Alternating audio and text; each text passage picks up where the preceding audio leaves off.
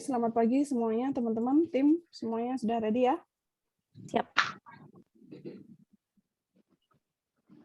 Selamat pagi Mas Hamim, selamat pagi Bu Natali. Sampai ketemu lagi kita bertemu lagi di webinar nasional edukasi hukum. Tim KMTH, operator semuanya sudah ready? Oke, Mbak Risa, silakan. Bismillahirrahmanirrahim. Assalamualaikum warahmatullahi wabarakatuh. Selamat pagi, salam sejahtera bagi kita semua. Salam KMTH, Merah Putihku, Indonesiaku.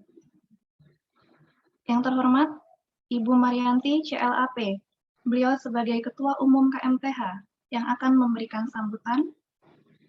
Yang kami hormati, Bapak Hamim Khairun Nasiruddin Rosihin, SHMH.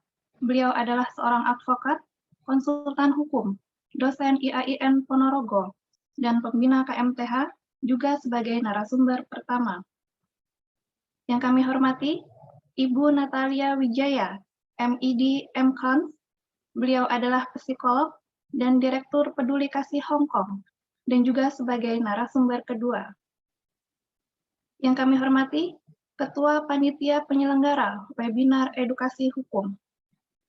Dan yang kami hormati, serta kami banggakan, seluruh peserta webinar pada pagi hari ini.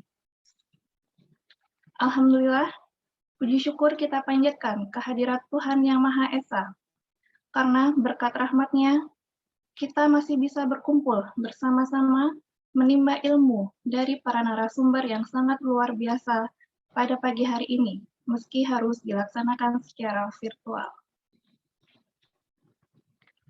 Selamat datang di webinar edukasi hukum, Minggu 3 Juli 2022 dengan tema Perjanjian Pranikah.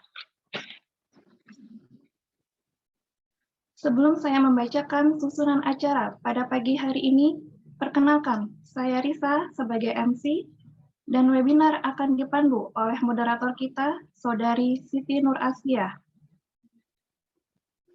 Adapun susunan acara pada pagi hari ini adalah: pertama, pembacaan doa, kedua, pemutaran lagu Indonesia Raya, ketiga, sambutan dari Ketua Umum KMTH, keempat, acara inti yang akan dipandu oleh moderator, dan yang terakhir adalah penutup.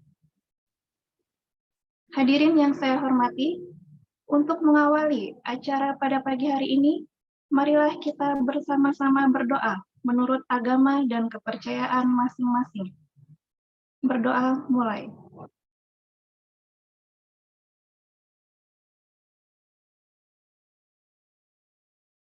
Berdoa selesai. Terima kasih. Semoga acara pada pagi hari ini dapat terlaksana dengan lancar dan memberikan keberkahan serta kemanfaatan bagi kita semua. Amin. Hadirin yang kami hormati, untuk meneguhkan rasa kebangsaan kita kepada negara Republik Indonesia, mari sama-sama kita mendengarkan lagu kebangsaan Indonesia Raya.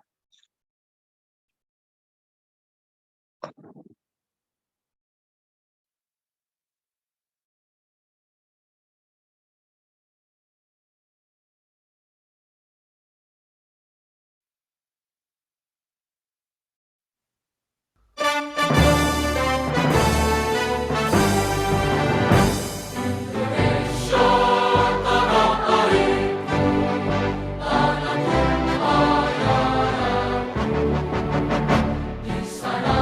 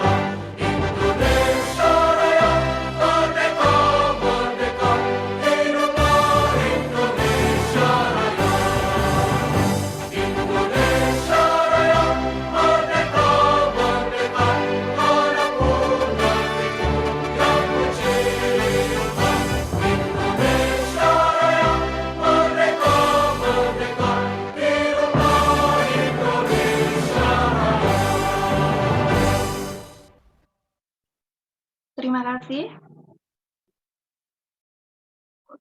Untuk acara ketiga adalah sambutan dari Ketua Umum KMTH. Kepada Ibu Yanti, kami persilahkan.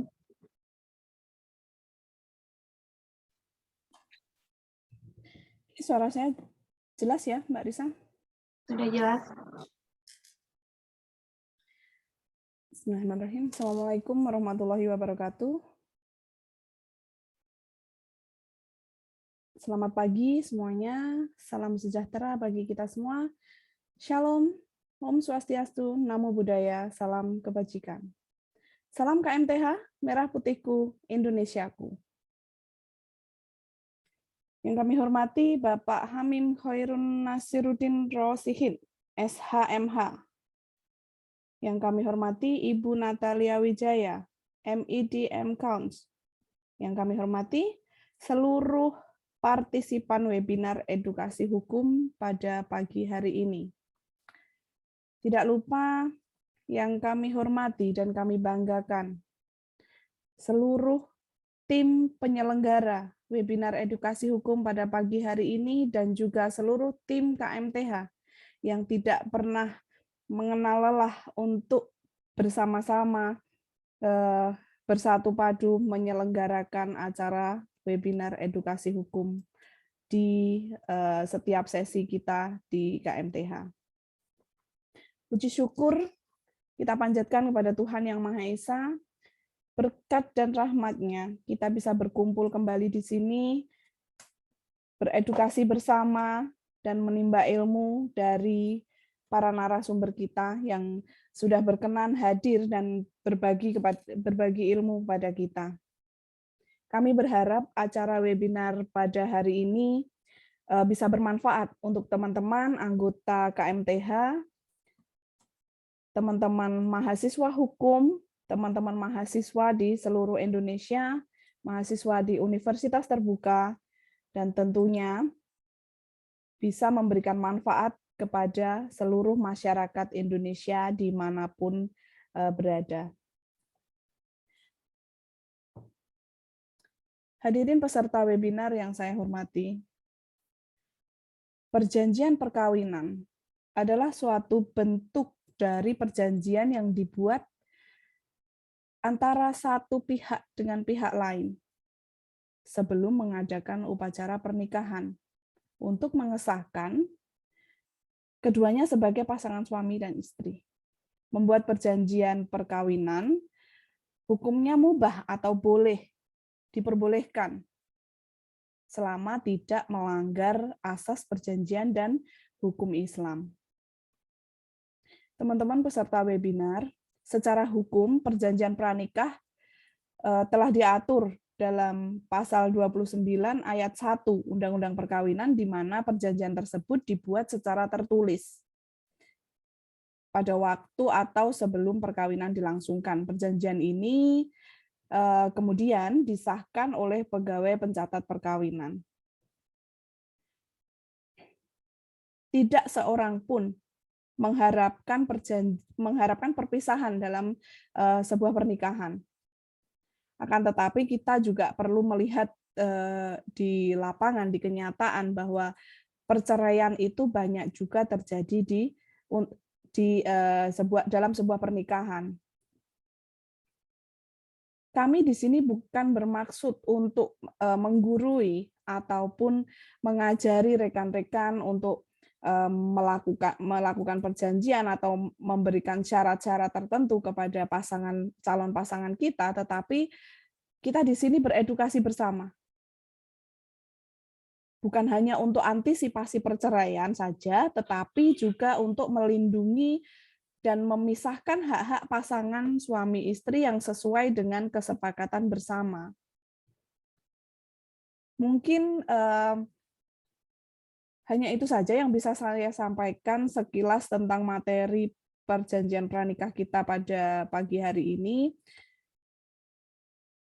Apabila nanti teman-teman akan mengajukan pertanyaan, silakan ajukan pertanyaan di room chat ataupun di fanpage kita, karena untuk acara hari ini kita memang batasi Zoom ruangan Zoom kita hanya untuk 100 partisipan, jadi teman-teman yang tidak bisa masuk Zoom juga pastinya langsung ke fanpage kita di KMTH. Jadi pertanyaan apapun untuk teman-teman di fanpage bisa dituliskan di fanpage, nanti akan dipandu oleh moderator untuk menyampaikan pertanyaan kepada narasumber. Teman-teman partisipan webinar perjanjian pranikah hari ini, semoga apa yang akan kita pelajari hari ini bisa bermanfaat untuk kita sendiri, untuk orang-orang di sekeliling kita, dan juga kita bisa bersosialisasi kepada masyarakat tentang apa yang kita pelajari hari ini. Mungkin itu saja yang kami sampaikan, kurang lebihnya saya selaku Ketua Umum KMTH, atas nama KMTH memohon maaf sebesar-besarnya apabila dalam penyelenggaraan acara nanti ada keterbatasan dari kami untuk melayani atau menanggapi pertanyaan ataupun keluhan dari rekan-rekan semuanya. Sebelum saya tutup sambutan saya, izinkan saya menyampaikan sebuah quotes untuk hari ini, untuk teman-teman semuanya, biar menjadi pengingat kita bahwa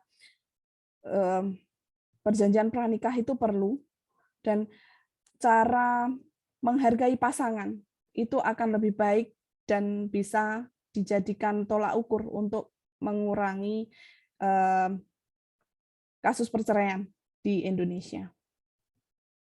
Love is not the way you say. Love is what you do. Loving someone is caring like caring a garden. When you love it too much or too little, and it will die. But love it just right, and it will be life forever. Terima kasih. Semoga bisa bermanfaat. Salam KMTH, merah putihku, Indonesiaku. Waktu saya kembalikan ke moderator. Wabillahi taufiq wal hidayah. Wassalamualaikum warahmatullahi wabarakatuh.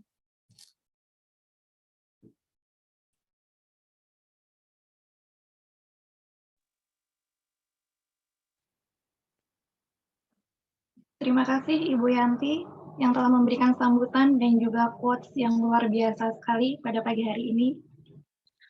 Untuk acara selanjutnya, kami serahkan kepada moderator kita, Saudari Siti Nur Asia.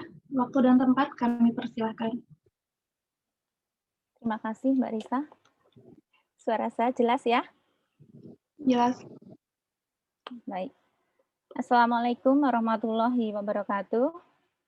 Selamat pagi, salam sejahtera bagi kita semua. Salam KMTH, merah putihku, Indonesiaku. Yang kami hormati Ketua Umum KMTH, Ibu Marianti, yang tadi sudah menyampaikan keynote speech-nya sekaligus sebagai pembuka pada webinar kita pada pagi hari ini. Yang kami hormati para narasumber kita, ada Bapak Hamim Khairun Nasiruddin Rosihin, SHMH. Beliau adalah advokat, konsultan hukum, dosen IAIN Ponorogo, dan juga pembina kami di KMTH. Yang kedua, ada Ibu Natalia Wijaya, Master of Education, Master of Counseling. Beliau adalah psikolog dan juga direktur dari Peduli Kasih Hong Kong. Kepada seluruh tim KMTH dan juga seluruh partner KMTH, kami ucapkan terima kasih atas kerjasamanya, atas terselenggaranya pada webinar pada pagi hari ini. Kemudian tak lupa kepada teman-teman yang sudah bergabung, baik yang melalui Zoom meeting maupun yang sedang mengikuti live streaming kami di fanspage KMTH. Kami ucapkan selamat datang di webinar Edukasi Hukum KMTH pada pagi hari ini, Minggu 3 Juli 2022 dengan tema Perjanjian Pranikah. Membahas tentang perjanjian pranikah memang sekarang bukan hal yang tabu lagi. Kalau dulu-dulu mungkin masih belum bisa diterima di dalam masyarakat karena kurang lazim. Tapi belakangan kita sering mendengar berita, melihat berita tentang artis yang sudah banyak melakukan perjanjian pranikah dan itu menimbulkan tanggapan, komentar beragam di dalam masyarakat kita. Nah, untuk lebih jelasnya nanti narasumber kita akan menjelaskan lebih detail, dan bagi teman-teman Setelah nanti sesi pemaparan dari para narasumber akan ada sesi tanya jawab. Teman-teman ada 2 opsi. Yang pertama yang sedang mengikuti live streaming kami di Fanspage bisa menulis pertanyaan di kolom komentar di bawah video. Kemudian teman-teman yang sedang melalui Zoom meeting ini bisa melakukan pertanyaan, bisa ditulis di kolom chat room atau dengan menyampaikan langsung dengan menombol raise hand terlebih dahulu. Demikian mohon ditaati peraturan dari kami. Dan untuk teman-teman, dimohon untuk membuka kamera. Langsung saja kita masuk ke inti acara. Kami berikan kepada Bapak Hamim untuk menyampaikan pemaparan materinya. Kepada Pak Hamim, kami persilahkan.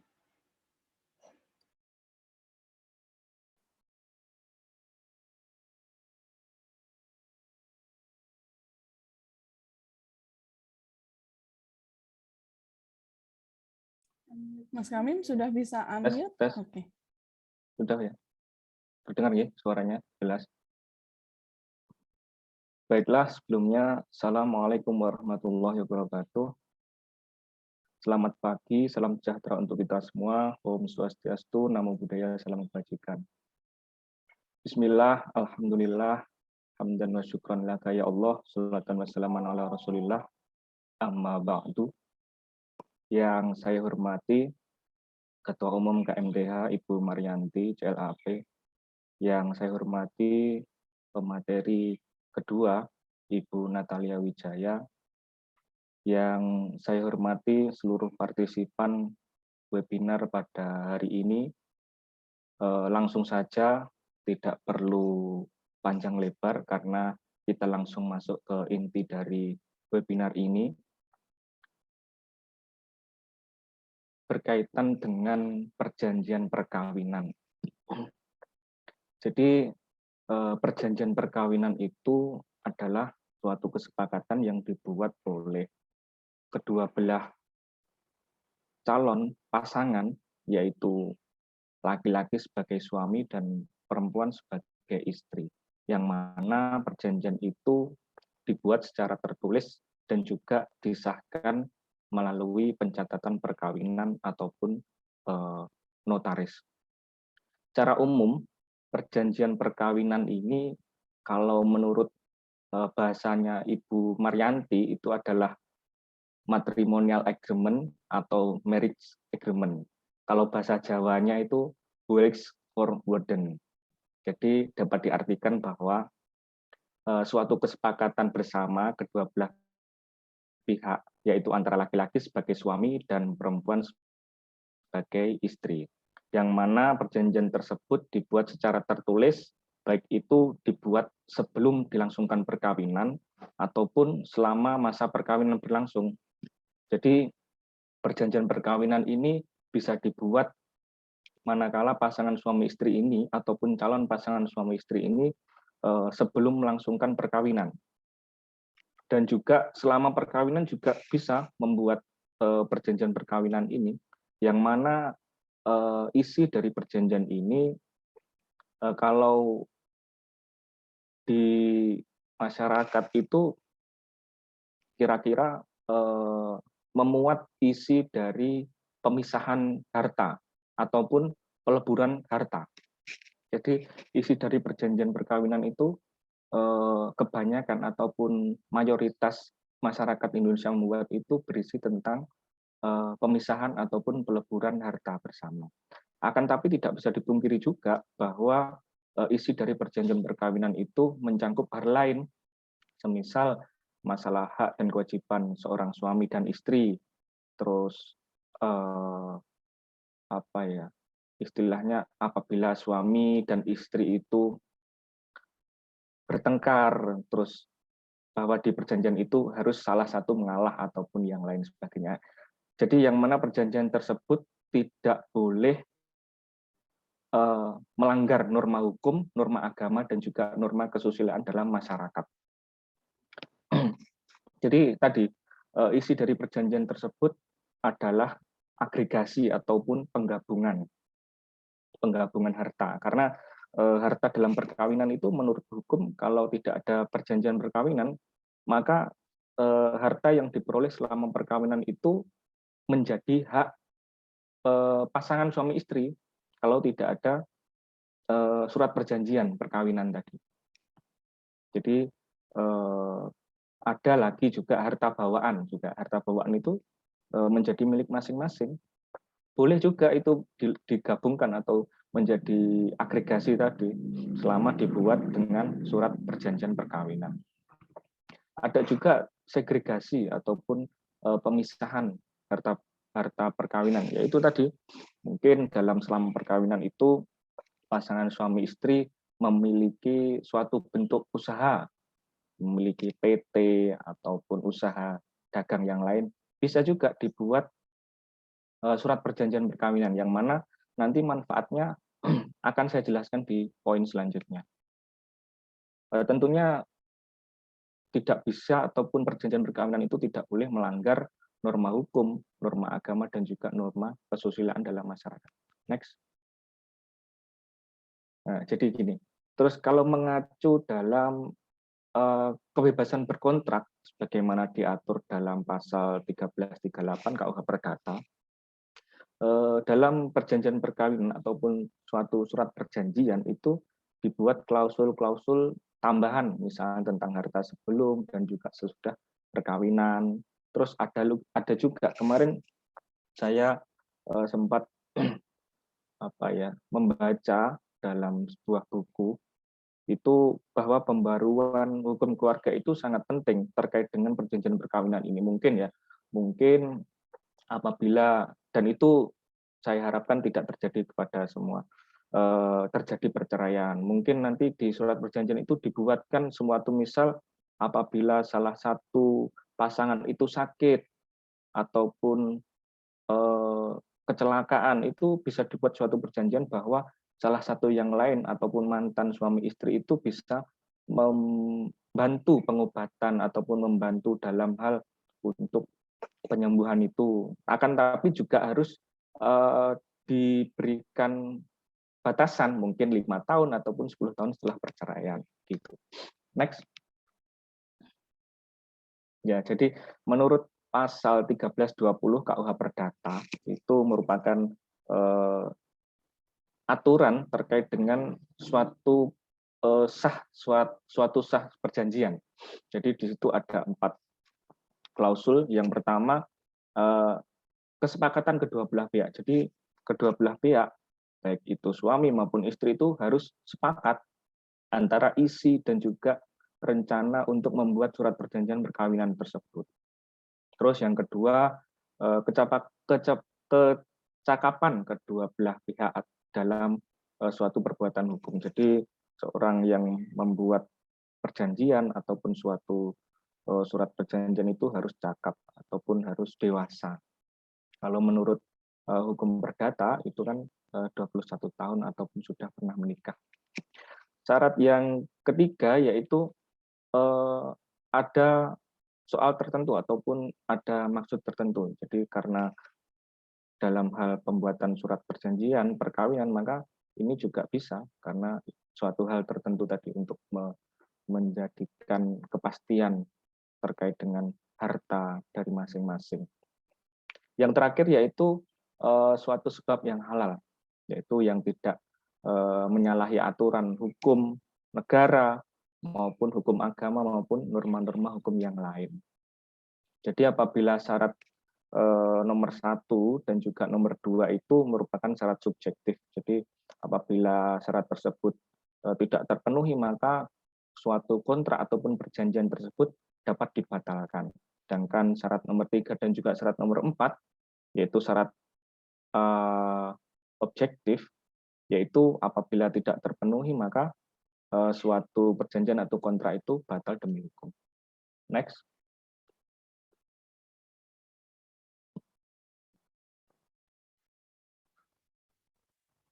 Terus ini, terkait dengan perjanjian perkawinan yang diatur dalam KUH Perdata pasal 139, yaitu para calon suami istri dengan perjanjian kawin tersebut dapat menyimpang dan peraturan perundang-undangan mengenai harta bersama, asalkan hal itu tidak bertentangan dengan tata susila yang baik atau dengan tata tertib umum. Maksudnya gini, karena dalam perkawinan itu apabila pasangan suami istri itu memperoleh harta ataupun harta yang diperoleh selama perkawinan itu merupakan harta bersama, jadi dimiliki bersama.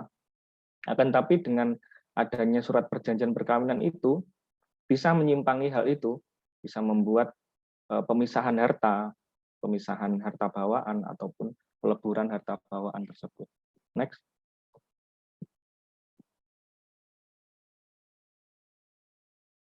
Terus terkait dengan aturan yang ada dalam Undang-Undang Perkawinan, Undang-Undang Nomor 1 Tahun 1974, Pasal 29, yang di dalamnya mengatur lebih rinci perjanjian perkawinan.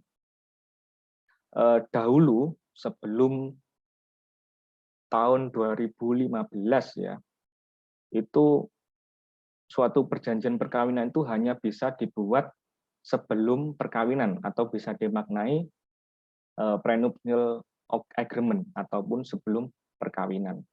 Jadi setelah 2015 itu, setelah adanya judicial review dari salah satu warga negara Indonesia yang menikah dengan orang Jepang, ya, orang Jepang karena pernikahan campuran tersebut, maka para pemohon tersebut kehilangan hak milik ataupun hak guna bangunan ketika melakukan pernikahan campuran, karena pernikahan campuran yang dilakukan oleh warga negara Indonesia dengan warga negara asing itu tidak bisa memiliki ataupun tidak bisa menggunakan hak dalam suatu objek tanah.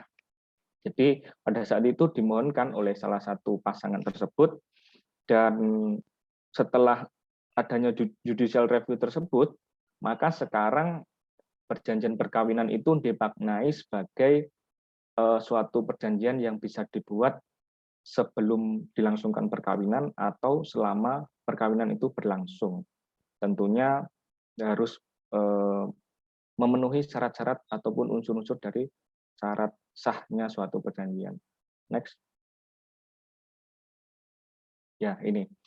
Setelah adanya putusan Mahkamah Konstitusi nomor 69/8/2015, mohon maaf garing 13/2015, yang di dalamnya memperbarui norma hukum dalam perjanjian perkawinan, yang khususnya terkait dengan waktu dibuatnya perjanjian perkawinan, yang telah dikabulkan oleh Mahkamah Konstitusi itu, prenuptial agreement ataupun perjanjian perkawinan itu bisa dibuat sebelum perkawinan berlangsung dan juga postnuptial agreement ataupun setelah perkawinan berlangsung.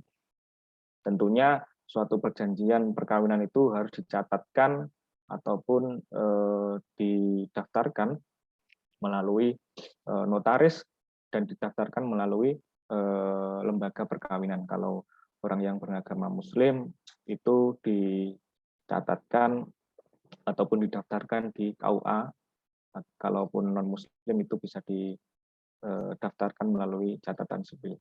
Next.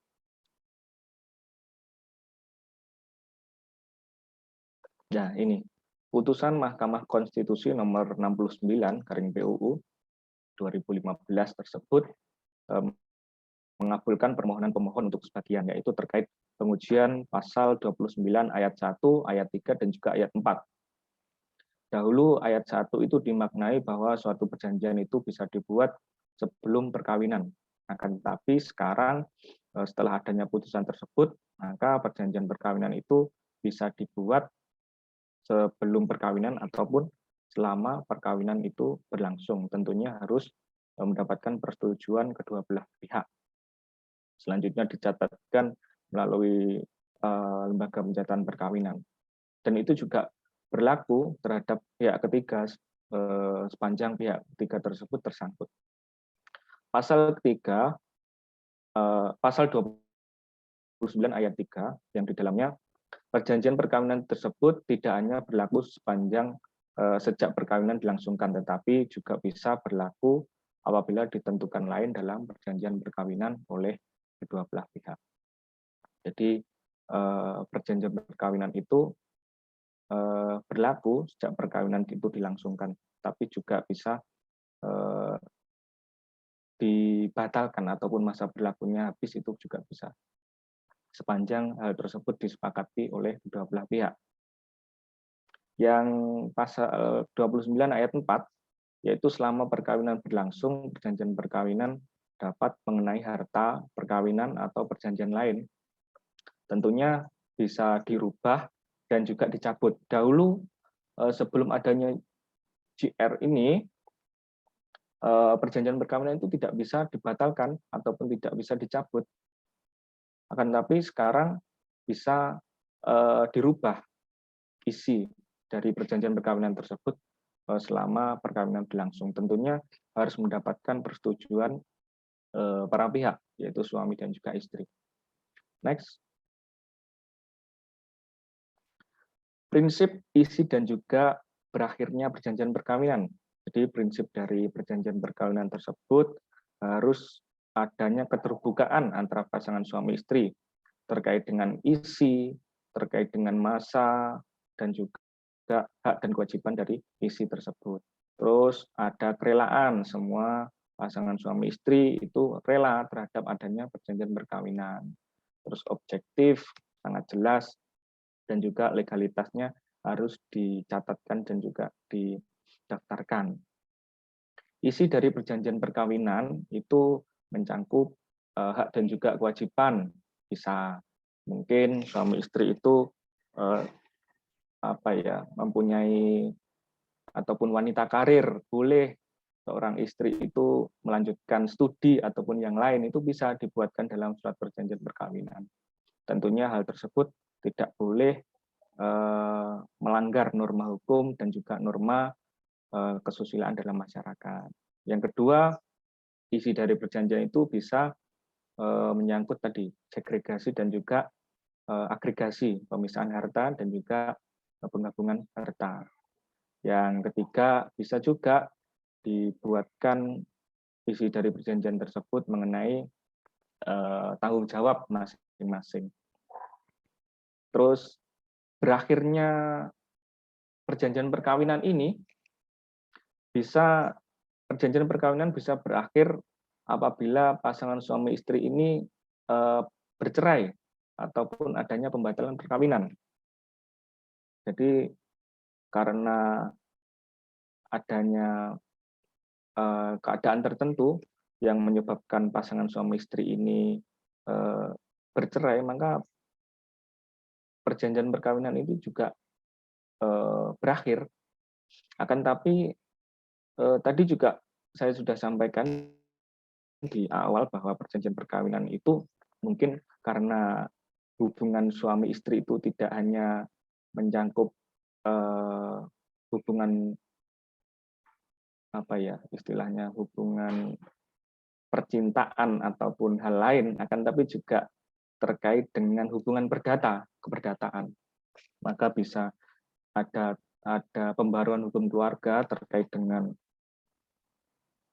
isi dari perjanjian perkawinan tersebut apabila salah satu pihak setelah bercerai itu mungkin sakit parah ataupun rugi dalam hal usaha, mungkin bisa dibuatkan bahwa salah satu pihak yang mempunyai finansial yang lebih bisa membantu. Terkait dengan itu juga ada batasannya, mungkin dibuat 5 tahun ataupun 10 tahun setelah perceraian juga bisa. Tapi itu wacana pembaruan hukum keluarga. Terus berakhirnya itu ada kesepakatan bersama. Jadi semua pasangan suami istri itu apabila menilai bahwa perkawinannya itu sudah tidak memerlukan lagi perjanjian perkawinan, maka bisa diakhiri ataupun dicabut. Terus yang ketiga, salah satu pihak meninggal. Next.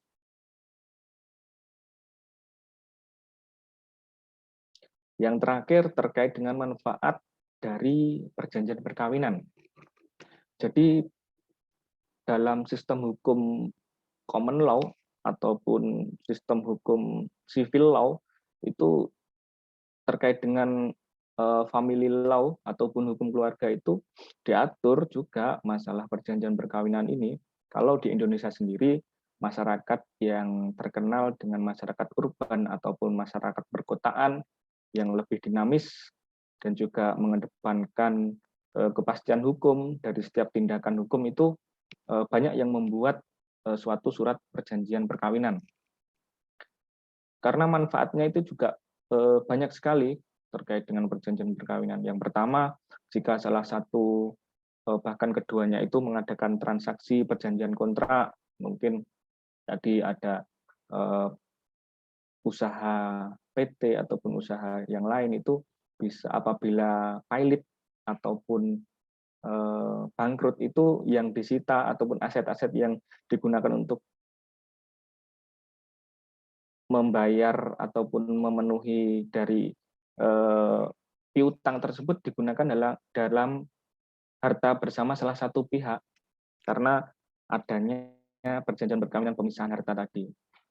Terus yang kedua, manfaatnya yaitu perjanjian perkawinan ini memungkinkan suami dan juga istri ini untuk menyusun rencana-rencana yang lebih strategis terkait dengan pemilikan, pemanfaatan, dan juga agar melindungi masing-masing individu dari beban hutang tadi yang sudah saya sebutkan di awal tadi.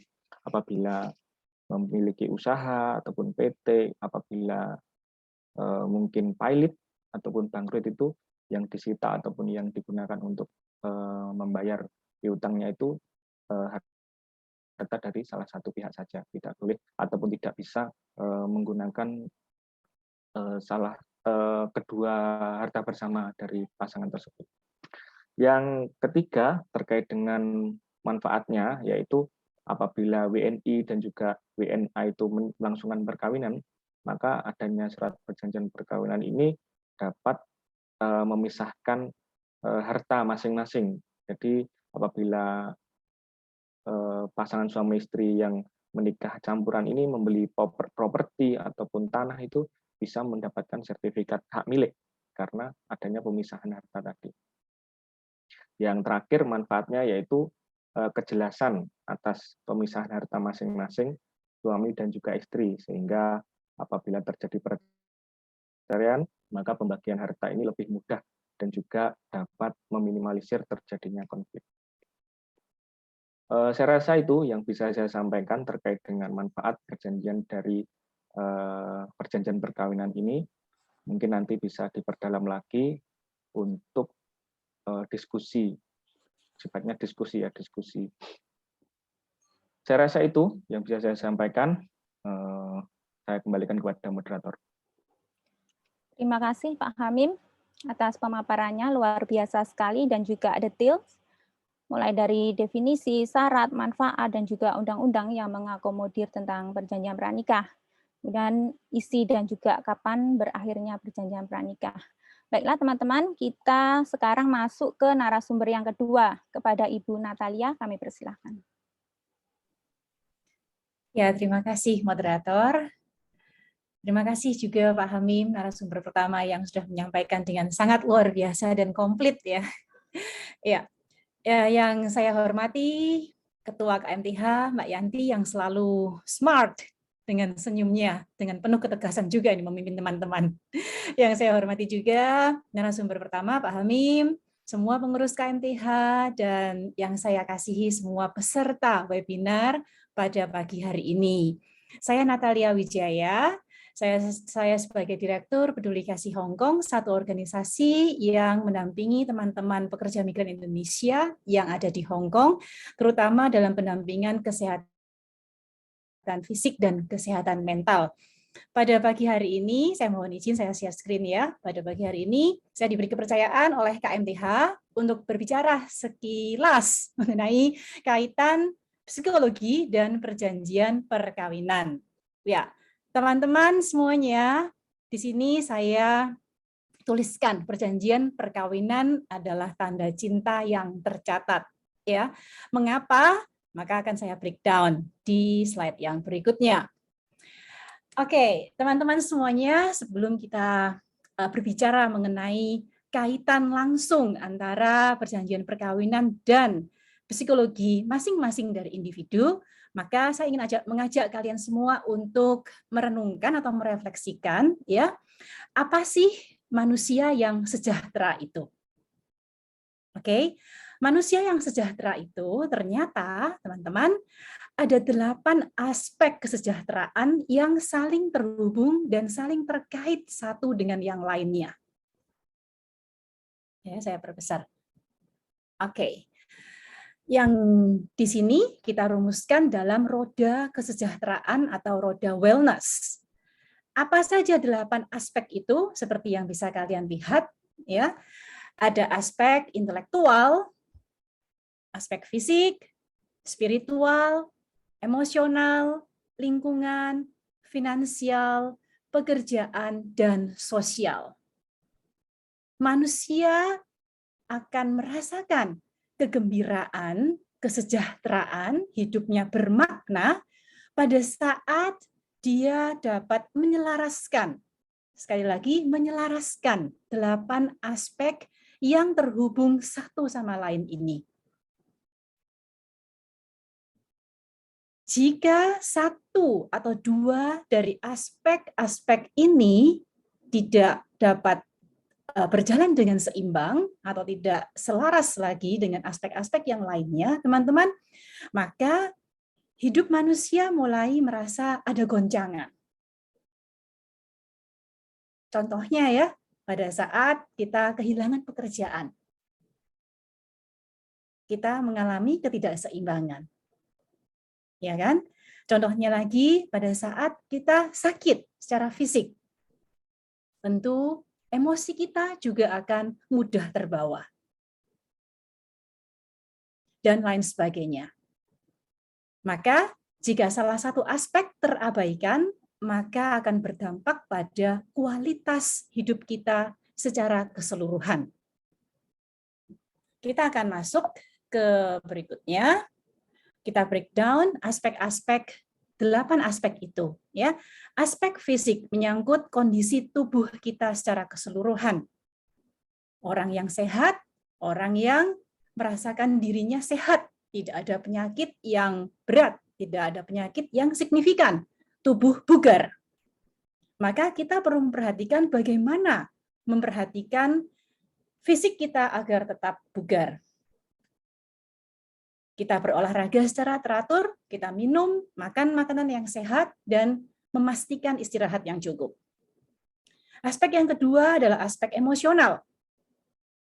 Ini terkait dengan emosi kita, yang mendasari emosi kita adalah kepercayaan diri kita, kesadaran kita, kemampuan kita mengendalikan emosi kita di bawah tekanan, dan bagaimana kita melihat diri kita sendiri. Bagaimana kita menghargai diri kita sendiri. Nah, kita bisa merefleksikan sejauh mana kita telah mengenali emosi kita dan apakah kita sudah mengekspresikannya dengan sehat. Apakah kita merasa aman dan nyaman dengan hidup kita, dengan diri kita. Aspek yang ketiga adalah aspek spiritual. Aspek ini akan mendasari hidup kita untuk menemukan arti dan tujuan hidup kita, keterikatan kita dengan Yang Maha Kuasa. Mengapa? Karena aspek ini akan meningkatkan rasa syukur kita dan membuat hidup kita bermakna. Aspek berikutnya adalah aspek pekerjaan. Tentu ini adalah aspek yang sangat penting ya teman-teman, karena dengan mendapatkan pekerjaan atau dengan memperoleh satu karya, kita bisa mendapatkan satu kepuasan pribadi. Memiliki hubungan yang baik dengan teman-teman kerja kita, dengan majikan kita, dengan karyawan kita, dan sebagainya. Aspek yang berikutnya adalah aspek sosial. Sebagai makhluk sosial, tidak terlepas kita menjalin relasi dengan teman-teman kita. Sebagai makhluk sosial, kita sadar bahwa kita memerlukan hidup berkomunitas atau berorganisasi. Kita membutuhkan orang lain tanpa mengabaikan kebutuhan diri kita sendiri. Aspek berikutnya, aspek intelektual, di mana kita butuh untuk memicu kreativitas kita, menumbuhkan rasa ingin tahu kita, dan terlibat aktif dalam proses belajar yang terus-menerus. Karena hidup ini, roda ini selalu berputar ya teman-teman, maka kita dituntut untuk melalui proses belajar yang tiada henti. Termasuk di sini adalah proses belajar mengenali siapa diri kita. Dan untuk bertumbuh dari tekanan yang sedang kita alami, meningkatkan keterampilan dan keahlian diri kita, sehingga kita bisa menganalisa masalah dari berbagai sudut yang lebih luas. Aspek berikutnya adalah aspek finansial. Kita perlu belajar terus untuk meningkatkan kemampuan diri kita, meningkatkan finansial kita agar apa? Agar kita memiliki tabungan, agar hidup kita lebih bermakna dan bisa memaknai hidup kita dengan berbagi dengan orang lain. Kita perlu belajar mengelola keuangan dan berinvestasi secara efektif. Sehingga kalau aspek finansial ini goncang, maka rata-rata hidup kita juga mengalami goncangan. Aspek berikutnya adalah aspek lingkungan. Kita sadar bahwa bumi tempat kita hidup, kita perlu pelihara. Jika lingkungan di sekitar kita kotor, maka itu akan juga mempengaruhi emosi kita, mempengaruhi fisik kita, dan mempengaruhi mental kita. Maka kita diajak untuk terlibat menciptakan lingkungan yang sehat dan aman. Nah, ini kenapa ini Bu Natalia kok bilang mengenai roda wellness gitu ya. Ya, teman-teman, mudahnya atau singkatnya adalah kita semua diajak untuk menyelaraskan 8 aspek tersebut. Nah, apa ini kaitannya dengan perkawinan, dengan pernikahan? Nah, teman-teman, pernikahan adalah persatuan antara 2 individu, di mana 2 individu tersebut akan menjadi suami dan istri. Ya, tentu 2 individu ini adalah individu A dan individu B yang masing-masing pada awalnya sebelum menikah adalah berusaha untuk menyelaraskan roda wellness mereka masing-masing. Nah, bagaimana setelah mereka menikah? Ya, mereka akan berpadu dan mereka akan bersama-sama berusaha menyelaraskan roda wellness dalam hidup pernikahan. Ya, tetapi yang perlu kita sadari di sini adalah yang pertama, manusia itu bisa berubah dari waktu ke waktu. Biasanya kalau kita pacaran, kita manis-manis gitu ya. Dan kita tidak terlalu melihat bagian yang tidak terlalu selaras dengan kita. Karena kita berada dalam kehidupan yang manis. Tetapi mari kita sadari bersama bahwa masing-masing dari manusia itu dapat mengalami perubahan dari waktu ke waktu. Entah karena goncangan dalam hidup, ya, entah karena fisik yang, ya goncangan hidup juga sih, jadi fisik yang tiba-tiba mungkin sakit, atau perubahan yang terjadi sewaktu-waktu yang tidak bisa kita kontrol. Jadi manusia dapat berubah dari waktu ke waktu. Ini perlu kita sadari. Demikian pula kita perlu sadari juga dan kita perlu menyiapkan diri bahwa hidup pernikahan itu pasti ada konflik. Mengapa? Karena tidak ada seorang pun yang dapat memuaskan semua kebutuhan pasangannya. Ya. Hal yang ketiga perlu kita sadari bahwa pernikahan memerlukan kematangan psikologis. Kita perlu mengenali kebutuhan pribadi kita, mengenali kebutuhan pasangan hidup kita. Menyadari apa sih cinta yang sejati itu, dan menerima tantangan yang ada. Dan pernikahan memerlukan keterampilan psikologis, kemampuan berkomunikasi, dan menyelaraskan ambisi, kemampuan kita, dan usaha yang telah kita lakukan. Yang sering terjadi adalah calon pengantin hanya membicarakan kecocokan, karena kita sudah jatuh cinta biasanya ya. Terus kita pokoknya cocok, dan kita yakin pada saat kita sebelum menikah, itu kita yakin bahwa pernikahan itu akan pasti membuahkan saling pengertian.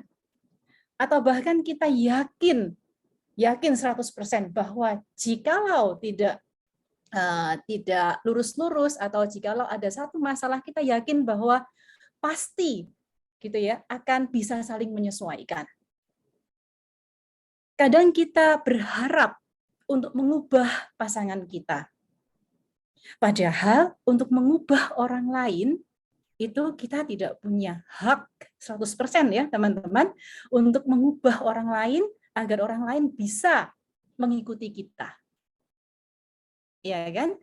Jadi kita seringkali terlalu berharap bahwa pihak yang lain atau pasangan kita bisa atau akan berubah demi menyesuaikan apa yang kita mau, demi menyesuaikan apa yang kita kehendaki.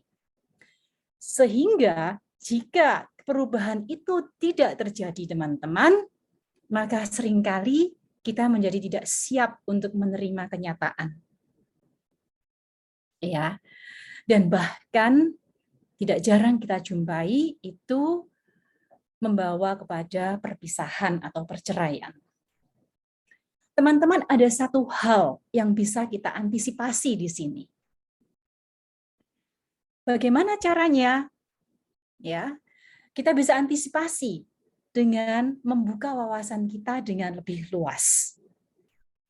Cinta yang sejati itu bukan cinta yang buta. Ya kan teman-teman ya?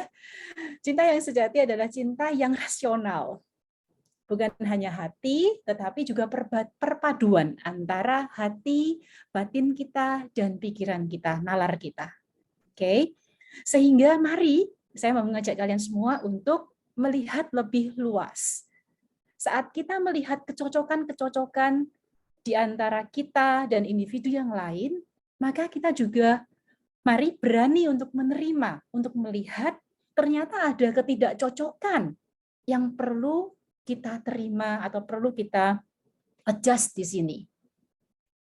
Ya, jadi mari kita berani menemukan ketidakcocokan antara kita dengan individu yang lain. Di sini adalah pasangan kita. Setelah kita menemukan adanya ketidakcocokan, pasti ada ya teman-teman, karena tidak semua orang pasti akan klop 100% gitu kan. Maksud saya adalah sifat, karakter, hobi, gitu kan, kebiasaan dan lain sebagainya.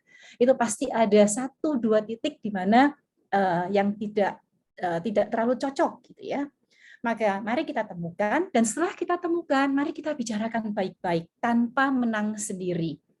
Dan setelah itu untuk saling menjaga ya hak dan kewajiban kita, menjaga kebutuhan-kebutuhan kita dalam 8 aspek kesejahteraan yang saya sebutkan tadi di depan ya. Kita bisa breakdown 8 aspek itu sesuai dengan kebutuhan diri kita, sesuai dengan kebutuhan diri pasangan kita atau calon pasangan kita. Kemudian mari kita tuangkan dalam perjanjian perkawinan. Nah, pada saat poin-poin ini kita tuangkan dalam perjanjian perkawinan, maka keselamatan pernikahan kita akan lebih terjaga. Ya, mengapa? Karena tadi seperti yang Pak Hamim katakan di depan, sampaikan teman bahwa perjanjian perkawinan ini ya dilakukan berdasarkan persetujuan antara kedua belah pihak. Ya, nah.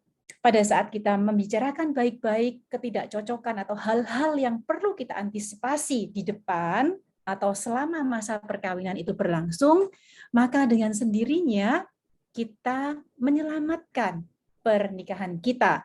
Dan dengan sendirinya hak dan kewajiban dan keselamatan anak-anak kita akan lebih terjaga. Ingat teman-teman, karena hidup 2 orang akan membuahkan 3, 4, 5, atau bahkan 6 atau lebih orang gitu ya.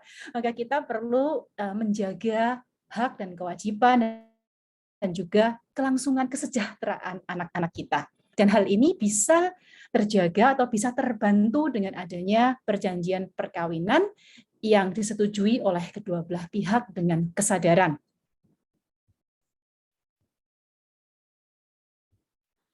Oke, jadi perjanjian perkawinan itu dapat melindungi hak dan kewajiban kedua pasangan selama pernikahan berlangsung. Dan tentu hal ini adalah melindungi atau sebagai perlindungan hukum terhadap diri kita masing-masing, terhadap diri pasangan kita juga, dan anak-anak kita.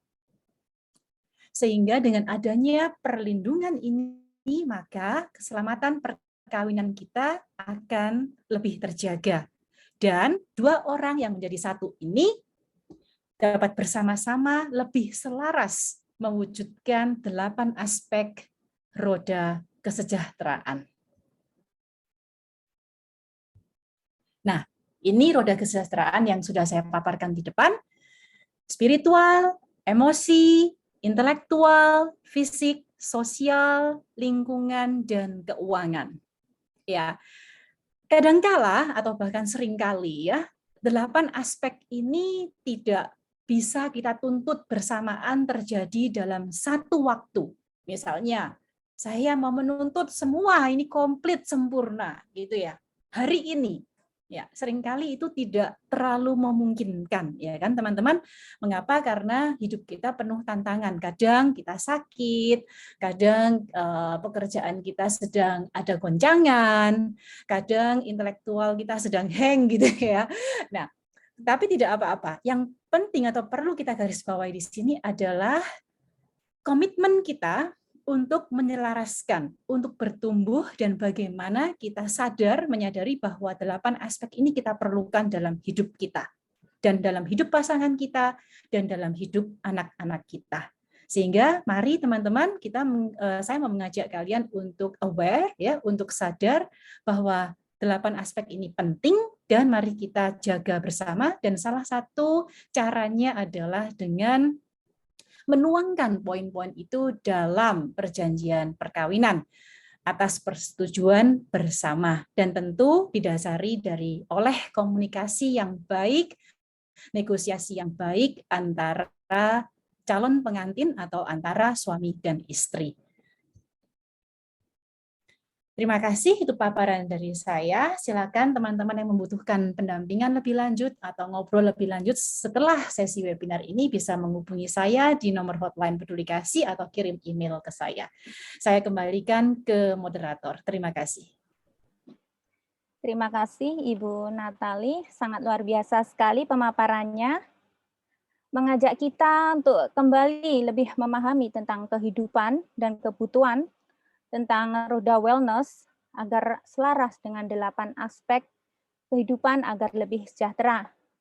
Benar sekali yang beliau sampaikan bahwa kehidupan dan manusia memang akan selalu berubah dari waktu-waktu, dari waktu ke waktu, termasuk kehidupan berumah tangga yang akan selalu penuh dengan tantangan. Baiklah teman-teman, kita masuk ke sesi tanya-jawab. Ada 2 opsi, tadi sudah kami sampaikan. Yang pertama, teman-teman bisa menulis di kolom chat room. Untuk teman-teman yang sedang mengikuti live streaming kami, bisa menulis di kolom komentar, nanti akan kami sampaikan. Kemudian yang kedua, teman-teman bisa menyampaikan secara langsung dengan raise hand terlebih dahulu. Terima kasih. Ini sudah ada pertanyaan yang masuk, tapi sebelumnya saya cek dulu apakah ada yang raise hand ya. Kita beri kesempatan untuk teman-teman yang raise hand terlebih dahulu. Baiklah, belum ada yang raise hand, jadi saya bacakan pertanyaan yang sudah masuk. Pertanyaan pertama dari Andi Hadibowo. Pertanyaannya, saya pernah mendengar pernyataan dari Hotman Paris bahwa sekarang perjanjian pranikah bisa dibuat insidentil atau sewaktu-waktu. Contohnya sepasang suami istri terlibat kredit macet, lalu dijatuhkan atau dikenakan pailit oleh pengadilan niaga. Maka untuk penyelamatan harta dibuat perjanjian pranikah, khususnya pisah harta sehingga harta mereka tidak sepenuhnya terkena sita pailit. Apakah demikian? Terima kasih. Saya beri kesempatan untuk Pak Hamim untuk menjawabnya terlebih dahulu. Pak Hamim, kami persilahkan. Ya, baik, terima kasih. Pertanyaan juga sangat bagus sekali karena terkait dengan judul ataupun tema kita yang sangat luar biasa ini, maka mengakibatkan para peserta ini bertanya-tanya, apakah perjanjian perkawinan itu hanya bisa dibuat sebelum perkawinan? Jadi sudah saya jelaskan di awal tadi bahwa setelah adanya judicial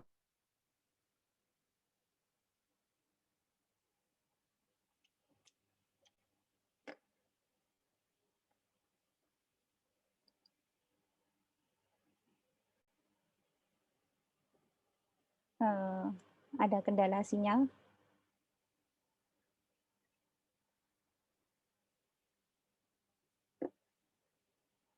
Mbak Nur mungkin Pak bisa Hamim? disambung dulu.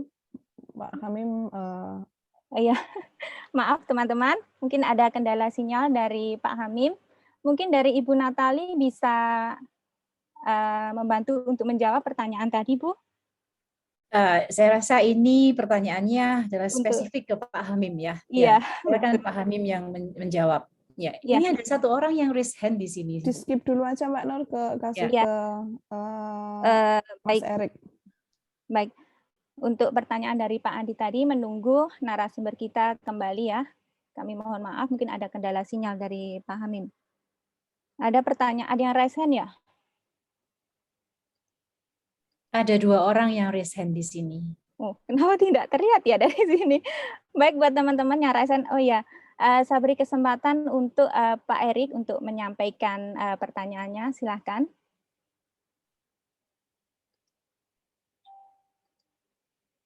Pak Erik, nanti disambung oleh Pak Jihad ya, untuk yang kedua ya, kita beri kesempatan untuk Pak Jihad. Mas Erik suaranya belum masuk, tolong. Apakah terdengar suara saya? Oke, sekarang sudah. Iya, sekarang jelas. Silakan, Mas. Halo, apakah terdengar suara saya? Ya, terdengar. Silakan disampaikan pertanyaannya. Ya, terima kasih kepada moderator yang telah mengizinkan saya untuk mengajukan pertanyaan, dan terima kasih kepada para narasumber kita, Bapak Hamim dan Ibu Natalia, yang telah memaparkan mengenai perjanjian pranikah pada pagi hari ini. Jadi perkenalkan, nama saya Erik dari Sumatera Utara, mahasiswa UIN Sumatera Utara. Pertanyaan saya pada kali ini juga sebenarnya untuk ditujukan kepada Pak Hamim, Kak. Jadi nggak apa-apa kan, Kak, berhubung masih jawab. Jadi terdapat di kompilasi hukum Islam pada pasal 87. Ini pertanyaan pertama. Harta bawaan masing-masing suami dan istri dan harta yang diperoleh masing-masing sebagai hadiah atau warisan adalah di bawah penguasaan masing-masing sepanjang para pihak tidak menentukan lain dalam perjanjian perkawinan. Nah, misalkan ada si A dan si B yang menikah dan melakukan perjanjian pranikah yang mana pencampuran harta bawaan. Pertanyaannya, apakah apabila si A sebelum menikah dengan si B punya hutang, apakah dengan perjanjian tadi hutang si A menjadi tanggung jawab bersama atau tetap menjadi tanggungan si A? Itu yang pertama, Kak. Dan yang kedua, bolehkah jika istri dalam perjanjian pranikah tadi membuat perjanjian yang isinya melarang suaminya untuk berpoligami? Apakah itu boleh? Itu saja pertanyaan saya, Kak. Terima kasih. Baik, terima kasih Mas Erik. Langsung saja ya kita beri kesempatan untuk Mas Hamim, Pak Hamim untuk menjawabnya terlebih dahulu. Silakan, Pak. Ya, mohon maaf tadi terkendala jaringan. Saya melanjutkan pertanyaan yang pertama tadi terkait dengan apakah bisa dibuat perjanjian perkawinan itu setelah perkawinan berlangsung. Jadi jawabannya bisa, setelah adanya putusan Mahkamah Konstitusi nomor 69 2015 tadi menyatakan bahwa suatu surat perjanjian perkawinan itu bisa dibuat sebelum ataupun selama perkawinan itu berlangsung. Jadi tadi terkait dengan yang sudah saya jelaskan, saya ambil contoh bahwa apabila pasangan suami istri itu merupakan entrepreneur ataupun orang yang memiliki usaha PT ataupun usaha yang lain, maka di dalam surat perjanjian perkawinan itu bisa dibuat untuk pemisahan harta. Jadi nantinya apabila usaha tersebut pailit ataupun bangkrut, maka yang bisa digunakan untuk menanggung ataupun membiayai hasil dari usaha tersebut digunakan dari harta salah satu pihak. Jadi seperti itu. Terus berlanjut ke pertanyaan yang kedua dari Mas Erik ya, terkait dengan dalam pasal 87 kompilasi hukum Islam ya, yang di dalamnya menyangkut bahwa harta bawaan itu dimiliki oleh masing-masing. Jadi apabila dibuatkan suatu surat perjanjian, yang perlu digarisbawahi bahwa perjanjian perkawinan ini bisa dibuat sebelum dan juga sesudah ya, tidak dimaknai hanya sebelum perkawinan saja. Jadi perjanjiannya bisa dibuat sebelum ataupun selama masa perkawinan itu berlangsung. Jadi terkait dengan piutang, apabila dalam perjanjian perkawinan itu dibuat pemisahan harta bawaan ataupun utang ditanggung oleh salah satu pihak, itu bisa. Karena hal itu tidak melanggar norma hukum dan juga norma agama ataupun norma kesusilaan dalam masyarakat. Jadi hutang ditanggung masing-masing apabila dibuat dalam surat perjanjian perkawinan itu bisa.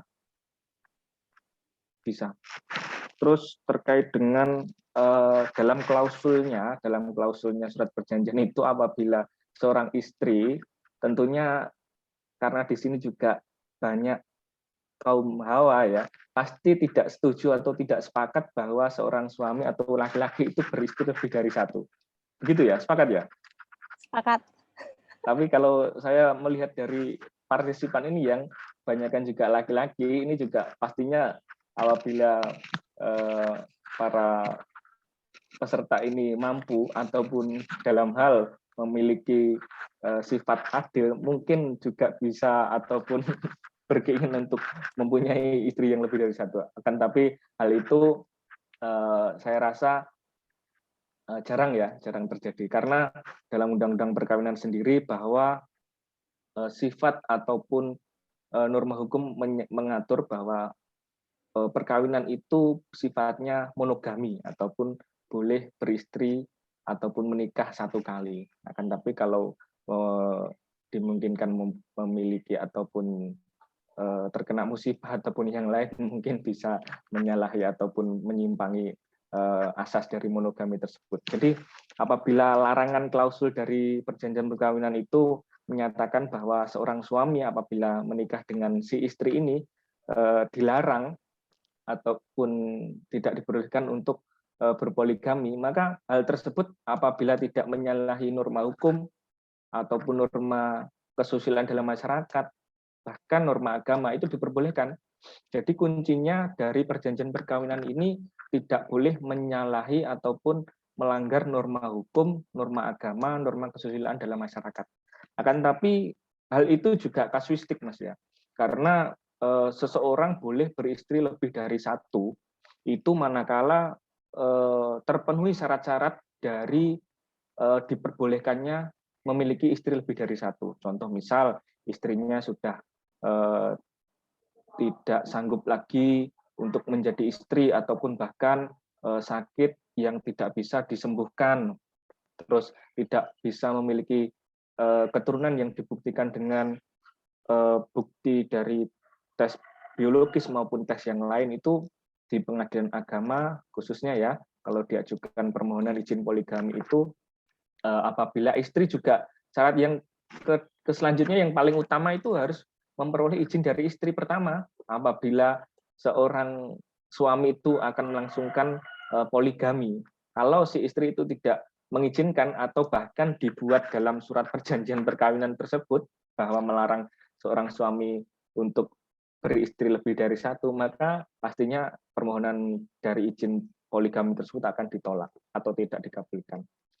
Jadi tersebut, Mas ya. Jadi kunci utama ataupun syarat-syarat dari perjanjian perkawinan itu tidak boleh menyalahi norma hukum, norma agama, bahkan norma kesusilaan dalam masyarakat. Begitu saya rasa. Baik, terima kasih Pak Hamim. Sudah jelas ya Mas Erik atas pemaparannya. Baiklah, kita beri kesempatan untuk yang resen. Mas Jihad Akil, silakan buka mikrofonnya untuk menyampaikan pertanyaan.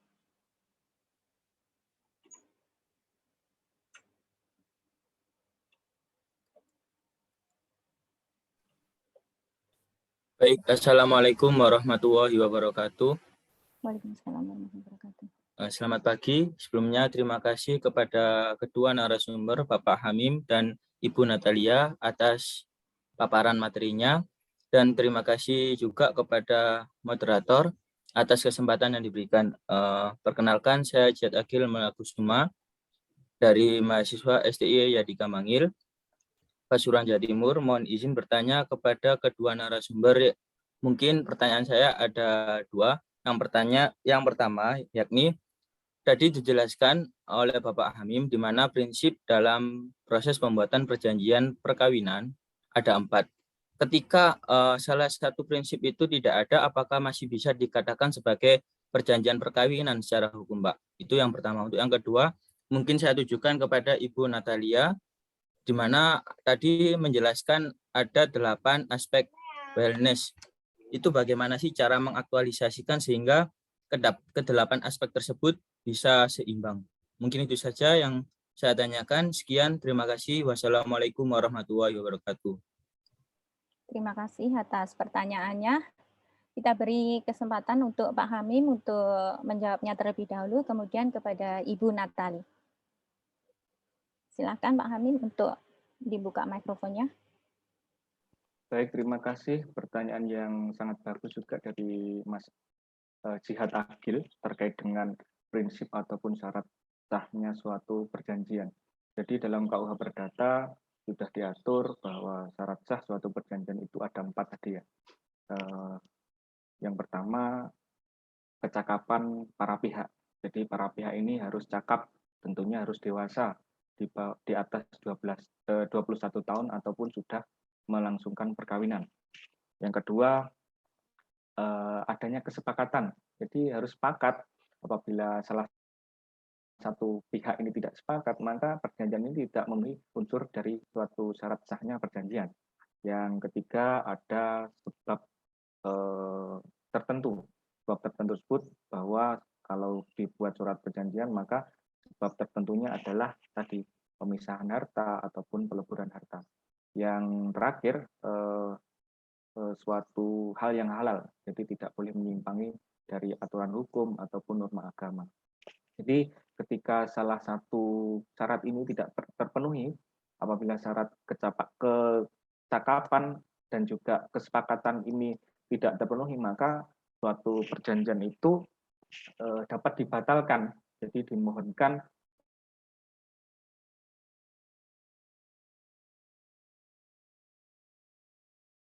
pembatalan. Apabila syarat yang ketiga dan juga keempat, syarat objektif tadi, adanya maksud tertentu dan juga sebab yang halal tidak terpenuhi salah satu bahkan keduanya, maka perjanjian ini batal demi hukum.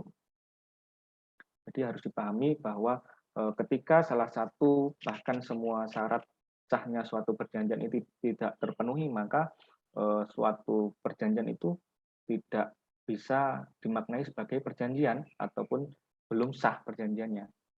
Jadi semisal gini, apabila juga mungkin dalam masyarakat itu sangat masih banyak yang menganggap bahwa suatu perjanjian atau pernyataan itu apabila tidak terdapat suatu materai itu tidak sah. Jadi tidak seperti itu. Maka syarat sahnya suatu perjanjian itu dilihat dari 4 klausul tadi, 4 syarat tadi. Ada kecakapan, ada kesepakatan, ada sebab tertentu dan juga sebab yang halal. Apabila tidak ada materai, maka syaratnya perjanjian ini sudah sah. Jadi begitu tambahan saja. Mungkin gitu, Mas Jihad Akil. Baik, terima kasih. Sudah bisa dipahami ya, Mas Jihad? Baik, untuk pertanyaan kedua kepada Ibu Natali, silahkan Bu. Ya, terima kasih Mas Jihad pertanyaannya ya. Sangat aktual banget. Saya buka lagi nih Roda Wellness. Tadi pertanyaannya adalah bagaimana agar 8 aspek ini seimbang teraktualisasikan ya. Baik. Seperti yang kita lihat, 8 aspek ini, fisik, spiritual, emosional, lingkungan, finansial, pekerjaan, sosial, dan intelektual. Ya, sepertinya tidak terlalu sulit gitu ya, tetapi perlu komitmen. Jadi syarat untuk bisa menyeimbangkan atau menyelaraskan, itu yang pertama menurut saya adalah kemauan dari kita sendiri, ya, kemauan kita, komitmen kita bahwa kita mau mencapai hidup yang sejahtera, bahwa kita mau lebih gembira, lebih bermakna, gitu ya. Nah, bagaimana caranya? Ya, saya akan berikan contoh-contohnya ya, langkah-langkah konkret atau cara-caranya. Tapi ini hanya contoh saja. Nanti pada aktualisasinya tergantung pada masing-masing pribadi kalian. Karena hobi kita, karakter kita, masing-masing setiap individu berbeda. Tetapi saya akan berikan contoh-contohnya aja yang menurut saya sesuai dengan saya atau bisa dipraktekkan oleh general pada umumnya, gitu ya. Misalnya aspek pertama adalah aspek fisik. Agar aspek ini teraktualisasikan, maka tentu secara fisik kita perlu menjaga tubuh kita bugar. Bagaimana caranya? Berolahraga secara teratur. Makan makanan yang sehat, tidur yang cukup. Ya kan? Spiritual, aspek berikutnya adalah aspek spiritual. Bagaimana caranya? Adalah kita orang Indonesia, semua dari kita, alhamdulillah kita manusia yang beragama, ya. Maka kita bisa menyeimbangkan aspek ini dengan cara mengikuti pengkajian, mengikuti komunitas dalam gereja atau di masjid, ya, berkomunitas dengan orang-orang yang bisa mendukung spiritual kita bertumbuh. Kita menjamin hidup doa kita teratur dan lancar. Aspek emosional, kita perlu menamai emosi-emosi kita. Kalau kalian pernah tahu ada nama-nama emosi nih, misalnya saya sedang gembira, saya sedang sedih, saya sedang takut, saya sedang bimbang, saya sedang cemas. Ya, kita perlu menyadari emosi yang sedang terjadi dalam diri kita. Tentu, bagaimana agar kita bisa menyadari dan menamai emosi yang ada dalam diri kita? Kita memerlukan self-time. Kita memerlukan waktu jeda. Jangan kemudian karena aspek yang pekerjaan finansial penting juga. Kita harus punya uang, kita perlu mengaktualisasikan diri dalam berkarya, bekerja, penting ya. Tetapi kemudian jangan karena dua aspek yang penting ini bekerja, mencari uang, itu terlalu kita kejar sehingga aspek yang fisik, aspek spiritual, aspek emosional menjadi kacau karena kita terlalu sering mengejar pekerjaan dan finansial, maka tubuh kita menjadi lemah, maka emosi kita terganggu, ya. Jadi jangan sampai terjadi seperti itu. Mari kita menyelaraskan. Dua aspek ini penting memang, pekerjaan dan finansial, tetapi kita perlu sadar bahwa secara fisik, secara spiritual, secara emosi, kita juga perlu seimbang. Jadi bagaimana caranya? Secara emosional adalah menamai emosi kita, memberikan waktu untuk diri kita, ada waktu untuk istirahat yang cukup, karena dengan istirahat yang cukup, maka emosi kita bisa terjaga dengan lebih baik. Faktor lingkungan, kita bisa menyelaraskan agar lingkungan yang kita tempati adalah bersih, indah, asri. Bagaimana caranya? Kita tidak membuang sampah sembarangan, ya kan? Kita memilah-milah sampah basah dan kering dan sebagainya. Aspek finansial, kita belajar untuk berhemat, bukan hanya untuk berhemat, tetapi belajar menabung atau memanajemen keuangan kita, mengelola keuangan kita dengan baik. Kita bisa merumuskan tujuan kita. Tujuan jangka pendek, tujuan jangka panjang, apa yang kita butuhkan, apa yang mau kita capai, dan bagaimana cara kita melalui pekerjaan kita dan finansial kita mencapai apa yang menjadi tujuan hidup kita. Aspek sosial, kita perlu berorganisasi, kita perlu menjalin relasi yang baik dengan keluarga kita, dengan sahabat kita, dengan teman-teman di kampus, dengan teman-teman di kantor. Ya, kita sebagai makhluk sosial, kita perlu menjaga relasi kita dengan orang lain. Karena pada saat relasi kita mengalami goncangan, maka hidup kita juga hambar, kita merasakan, aduh, kita juga merasakan goncang gitu ya, tidak lagi bermakna. Aspek intelektual perlu kita jaga karena memang EQ itu penting ya, EQ itu penting, tetapi mari kita jaga otak kita dengan baik. Ya, karena otak kita yang terjaga dengan baik, maka otak kita yang sehat, tubuh kita, emosi kita, spiritual kita, pekerjaan kita, finansial kita, aspek sosial dan lingkungan, semua juga akan selaras. Nah, bagaimana menjaga intelektual kita? Ya, mari kita nonton TV, maksud saya adalah yang positif ya, misalnya lihat berita gitu ya, atau baca buku, atau bagi teman-teman yang memiliki kesempatan untuk belajar lagi, maka jangan segan-segan untuk meneruskan kuliah atau mengambil kursus gitu ya, sesuai dengan bakat dan minat kalian. Nah, itu adalah cara-cara yang simple yang bisa kita usahakan agar semuanya selaras. Tetapi memang sekali lagi perlu kita garis bawahi di sini, untuk menyelaraskan 8 ini, maka jangan lupa 1-2 aspek tidak boleh terlalu menonjol sehingga pada saat itu 1-2 aspek terlalu menonjol atau berlebihan, maka aspek-aspek yang berlebihan itu bisa menggoncangkan aspek-aspek yang lain. Ya, tadi seperti yang saya beri contoh, pada saat kita bekerja sudah berlebihan, menuntut finansial yang berlebihan, maka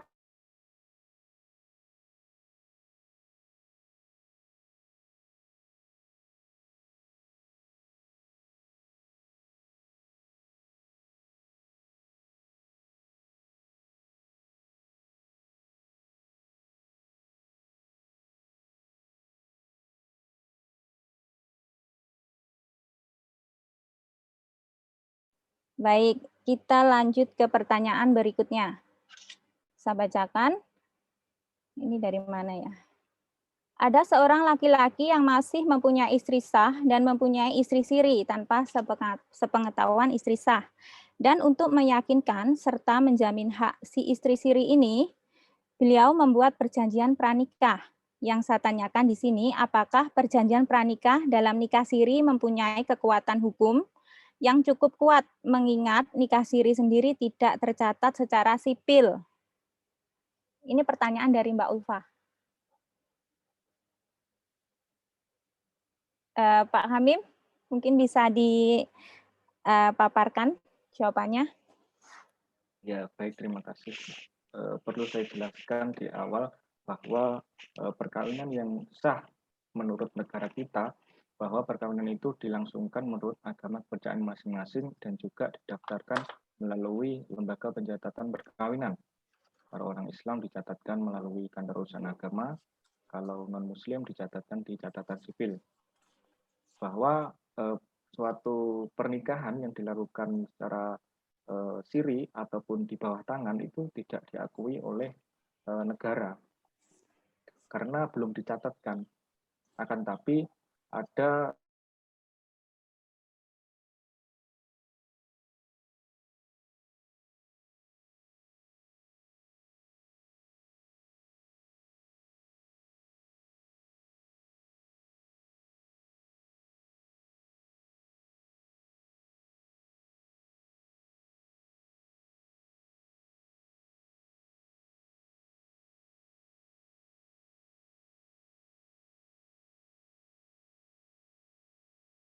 kalau perjanjiannya secara perjanjian kalau memenuhi unsur tadi, unsur-unsur syarat sah perjanjian tadi, 4 tadi, maka sah perjanjiannya. Akan tapi itu tidak sah juga, tidak sah karena pernikahannya kan tidak sah ataupun tidak dicatatkan di negara. Dan juga mungkin kalau itu kan poligami ya, karena menikah lebih dari satu istri. Jadi ada putusan pengadilan negeri di daerah mana ya, daerah timur NTT atau NTB, saya lupa putusannya. Itu menghukum suami yang menikah siri dengan perempuan lain itu ada pidananya, ada pidana kurungan. Jadi apabila seorang itu berpoligami tanpa izin istri dan dilakukan secara siri, itu masuk dalam kategori zina kalau menurut KUH pidana. Tapi kalau pernikahan siri tersebut dilangsungkan tidak berpoligami dan juga memenuhi syarat-syarat dan juga rukun perkawinan, maka hanya sah secara agama, tapi belum diakui oleh negara. Jadi seperti itu mungkin karena sangat kasuistik ya. Jadi perjanjiannya kalau tidak menyalahi aturan, norma hukum agama dan juga norma hukum yang lain itu sah. Akan tapi kalau ini kayaknya menyimpang ya, menyimpang dari aturan agama dan juga aturan negara, maka perjanjiannya tidak sah. Baik. Bisa dipahami ya Mbak Ulfa. Kalau perjanjiannya mungkin sah ya menurut pasal 1320 KUH Perdata, tapi klausalnya itu yang menyimpang ya. Iya. Begitu ya Pak Hamim ya. Iya. Baik. Dan kalau perjanjian itu apa ya? Tadi kan ada urutan-urutannya 1 sampai 4 Iya, tadi. iya. Kalau urutan 3 dan 4 syarat objektif itu tidak terpenuhi karena itu suatu sebab yang tidak halal, maka suatu perjanjian itu batal demi hukum. Baik. Gitu. Baik, berarti karena nikahnya siri sah secara agama saja tidak tercatat dan itu tanpa seizin istri pertama, jadi mungkin perjanjian yang dilakukan mereka berdua pun juga ikut batal demi hukum ya Pak Hamim, begitu. Baik, mungkin bisa dipahami ya Mbak Ulfa. Kita lanjut ke pertanyaan berikutnya. Selamat pagi, ini dari Untung. Mohon izin bertanya bagaimana dampak dari pembatalan perjanjian perkawinan terhadap perbuatan hukum yang telah dilakukan dan apabila diinginkan kembali perjanjian perkawinan oleh kedua pasangan masih bisa dilakukan atau tidak? Adakah batasan yang mengatur hal tersebut? Ini ditujukan untuk Pak Hamim juga ini. Silakan Pak. Ya, baik, terima kasih. Terkait dengan berakhirnya suatu perjanjian perkawinan tadi sudah saya sebutkan bahwa apabila kedua belah pihak itu sepakat untuk mengakhiri dan perjanjiannya bisa diakhiri.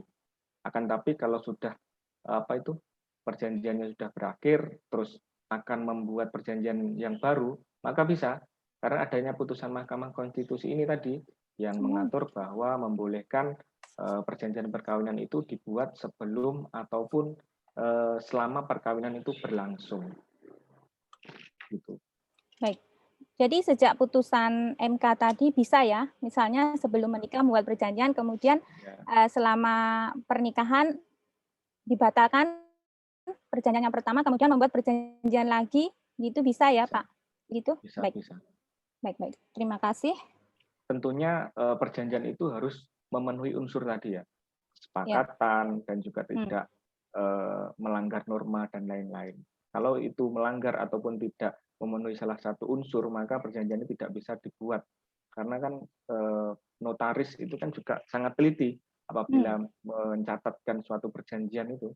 Tidak serta-merta semua perjanjian yang dibuat oleh para pihak itu disetujui ataupun disahkan, itu tidak. Karena harus mencakup tadi aturan-aturan norma hukum, norma agama, dan juga tidak boleh menyimpangi norma sosial. Baik, intinya tetap mengacu pada pasal 1320 tadi ya tentang syarat sahnya sebuah perjanjian. Baik, terima kasih. Kita lanjut ke pertanyaan berikutnya. Dari Monik, izin bertanya, perjanjian-perjanjian yang sudah tertulis sebelum dan selama hingga berakhirnya pernikahan, jika salah satu pihak telah mengabaikan perjanjian seperti tanggung jawab, seperti dalam kata, seperti tidak dibutuhkan tetapi tidak dibuang. Hal apa yang wajib dan berhak kita lakukan? Ini terlantar seperti itu Pak Hamim. Jadi ingkar janji ini dalam perjanjian, salah satu pihak ingkar janji seperti itu. Silakan Pak Hamim. Terima kasih. Karena hubungan perkawinan itu mencakup hubungan rasa cinta, tentunya yang perlu dipahami ataupun yang perlu dilakukan terlebih dahulu adalah komunikasi, karena komunikasi itu sangat penting. Maka apabila salah satu pihak itu lalai ataupun bahkan mengabaikan, maka kita sebagai pasangan suami istri itu harus mengingatkan salah satu, dan salah satu pihak itu juga harus bisa menyadari terkait dengan adanya perjanjian perkawinan tersebut.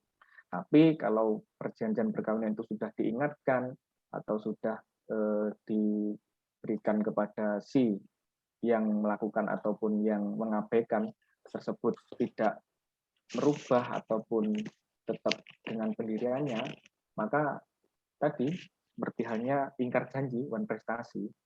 Jadi bisa melalui proses hukum tentunya, tapi saya tidak menyarankan seperti itu menjalankan proses hukum. Tentu harus didahului dengan proses-proses komunikasi yang baik karena ini mencakup hubungan suami istri ataupun hubungan kekeluargaan. Tentunya harus memperoleh kompromi ataupun mengalah salah satu.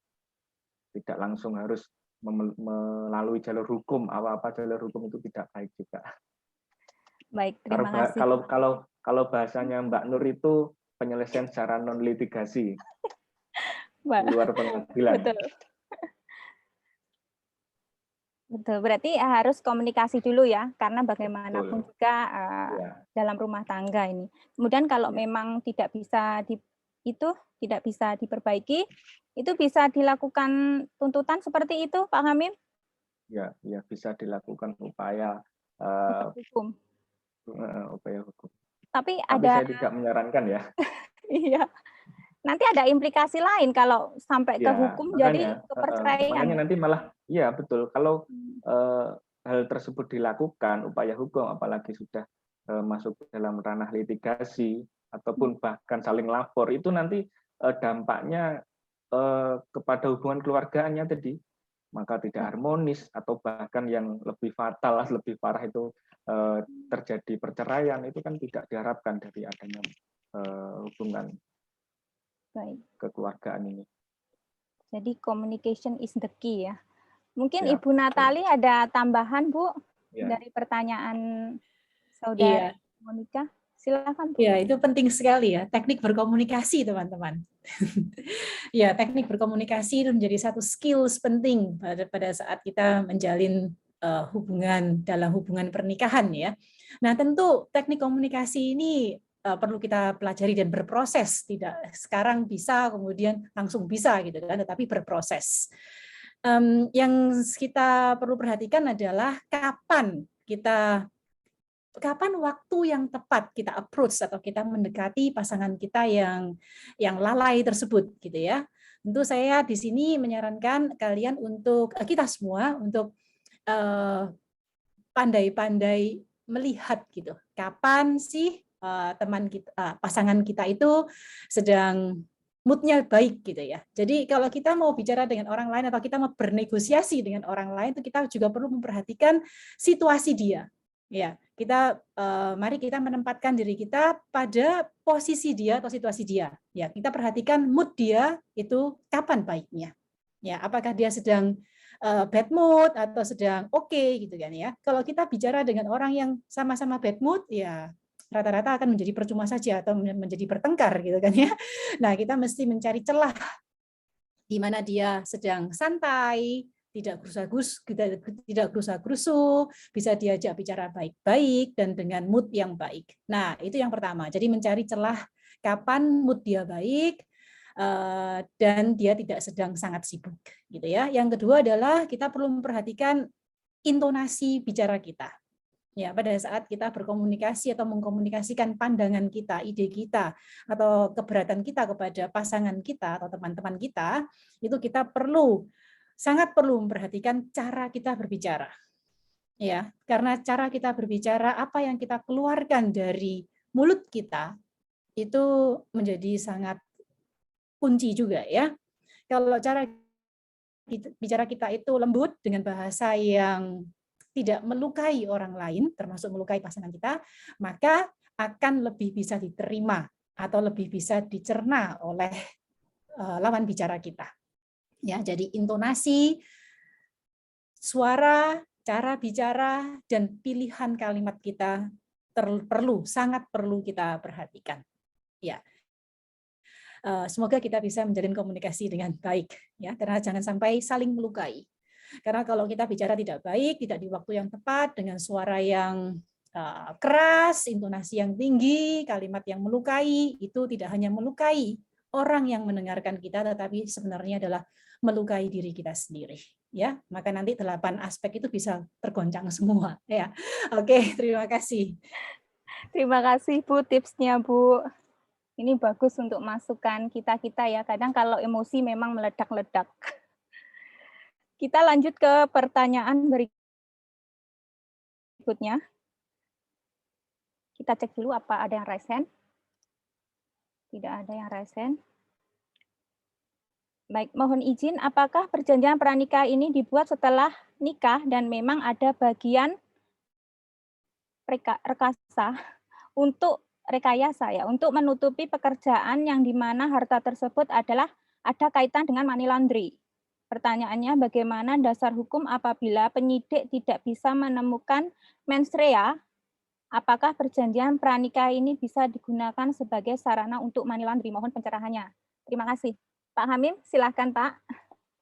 Oke, baik, terkait dengan tadi sering saya katakan bahwa perjanjian perkawinan itu bisa dibuat sebelum ataupun selama perkawinan itu berlangsung.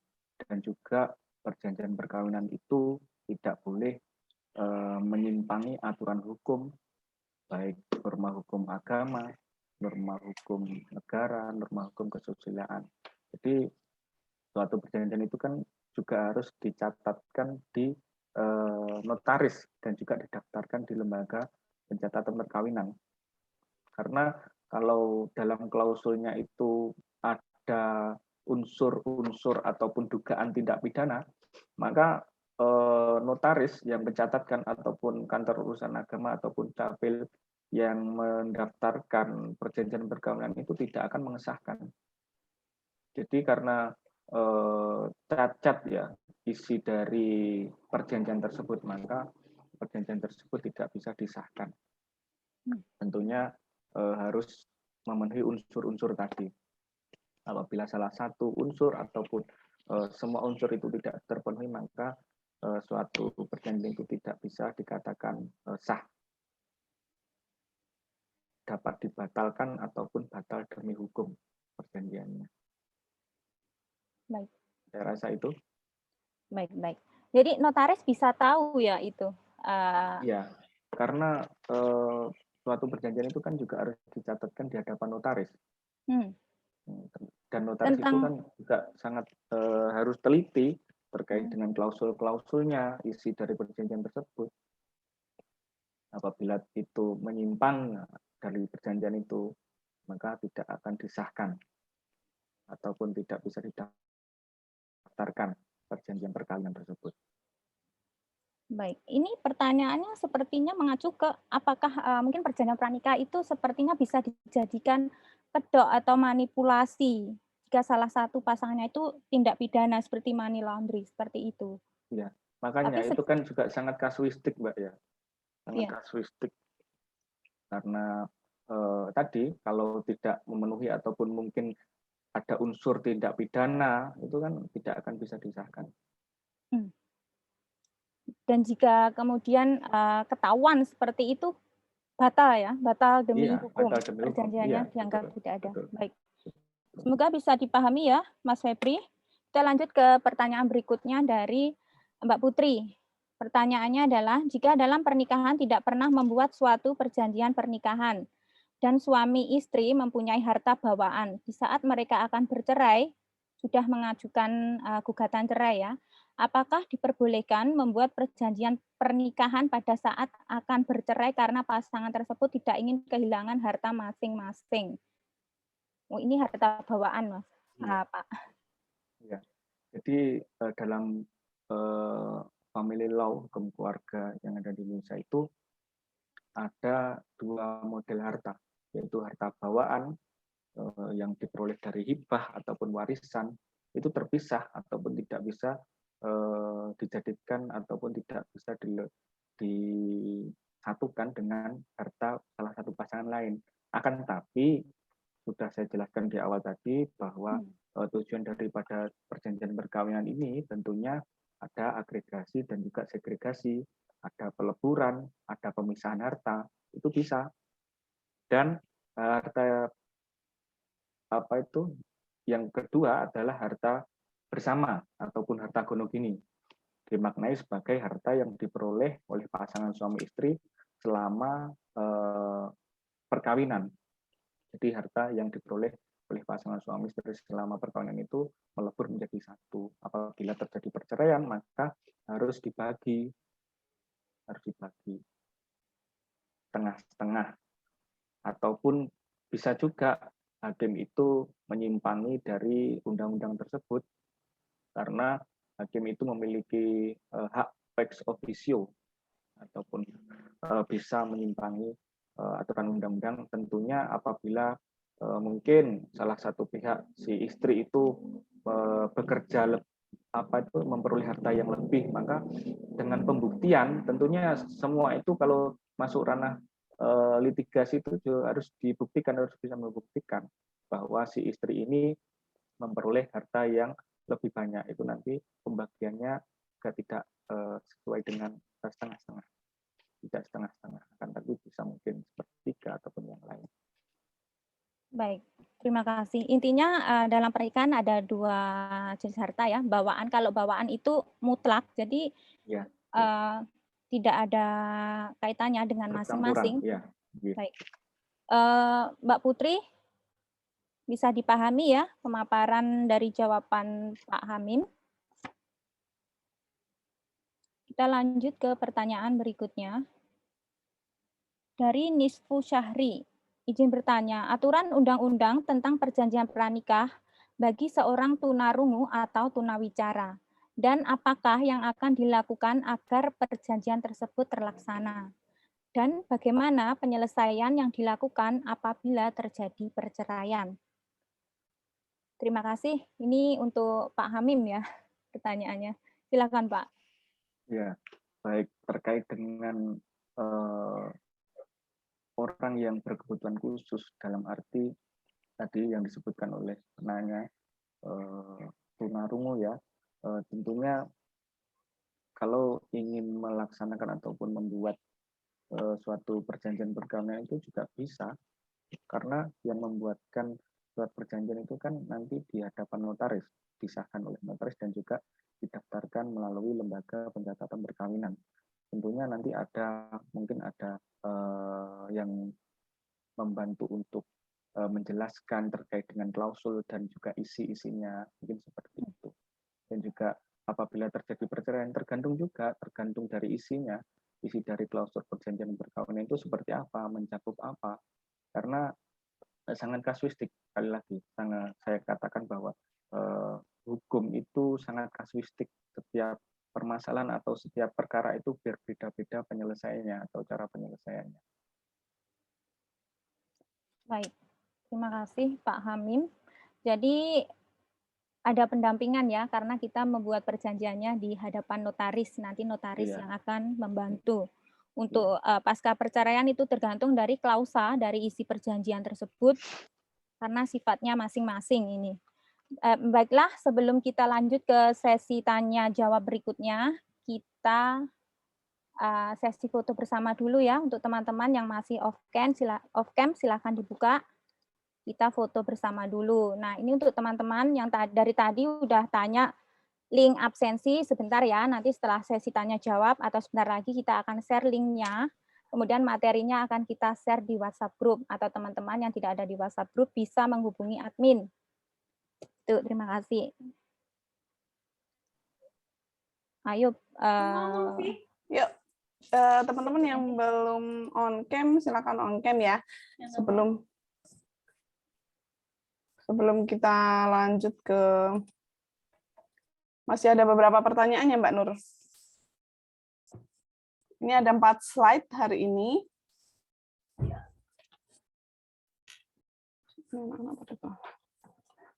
Oke, slide pertama.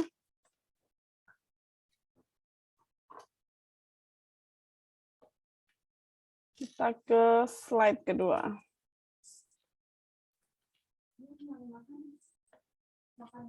Next.